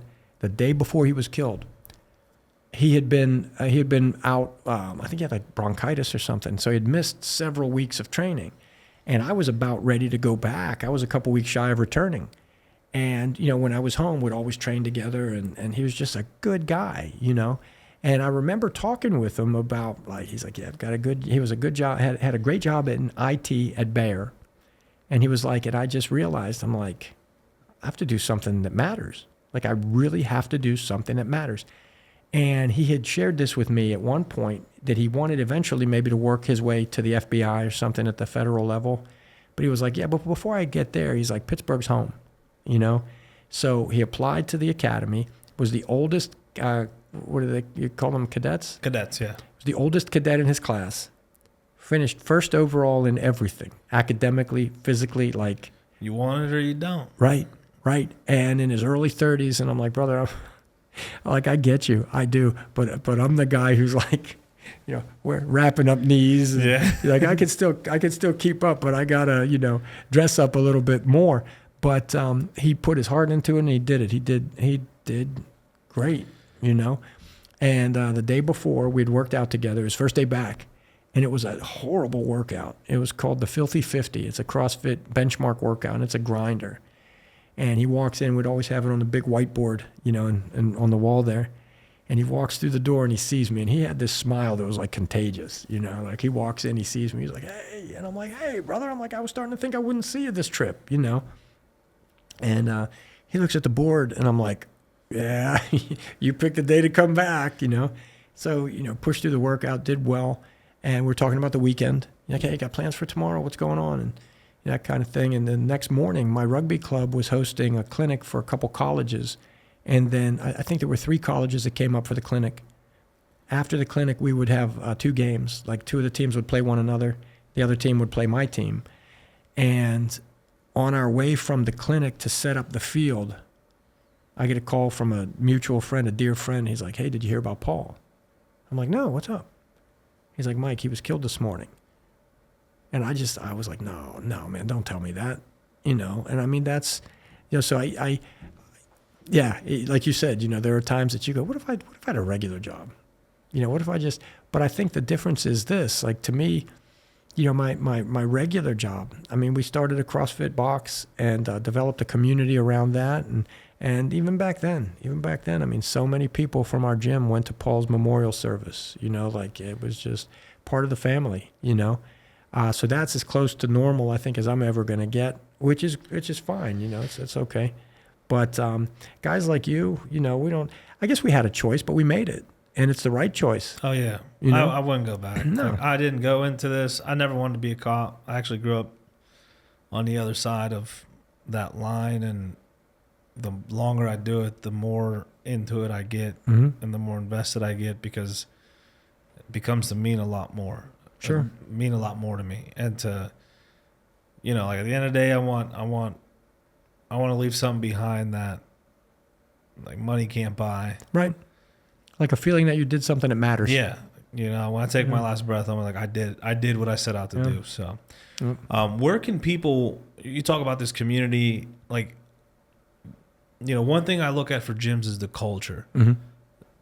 Your story is fun. I don't even know. I'm sitting here thinking about like how I'm even going to type this up. Cause it's just, dude, I'm like mind blown. I am mind blown. Like I don't even feel like I should be sitting in this room with you, but I appreciate it.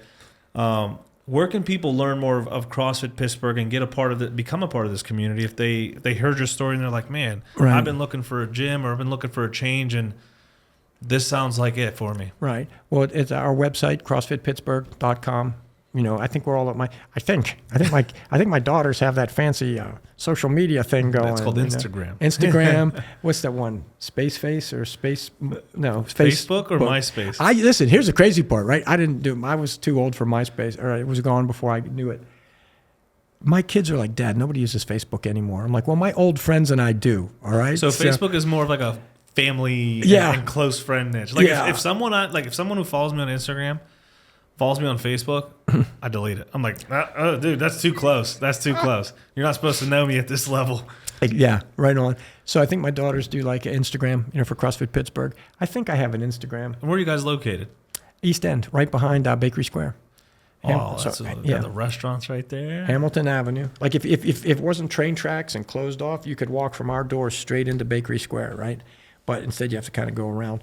But and coincidentally, this was very, very cool. We recently, and so CrossFit, we're going on like 19, 20 years old, and almost old enough to drink. Almost old enough to drink. Old enough to date, not necessarily old enough to drink, which is coincidentally the same age my wife was when I met her. Yeah, true story. It all comes true around. Story. I was 30. She was 19. I did not know that. She looked very old and was poised and mature. This was back in the day, folks. Yeah, no, this is not weird. But she was very poised, very mature, and I wasn't. I was very immature, And I met her, and I was like, wow, she is really cool. And didn't know how old she was until we talked several times, Then I was going to ask her out, and a mutual friend was like, buddy, she's a little bit young. And I'm like, oh, my God. Oh, no. Like, I'm thinking, like, what? He's like, I think like 19, 20. I'm like, oh, I'm stupid. I'm like, I thought you meant like young, too young, So then I thought about it for a minute, and I was like, you know what? Is that messed up on my part if I don't ask simply because like I think she's too young or I'm too old, So she's a lot more mature than I am.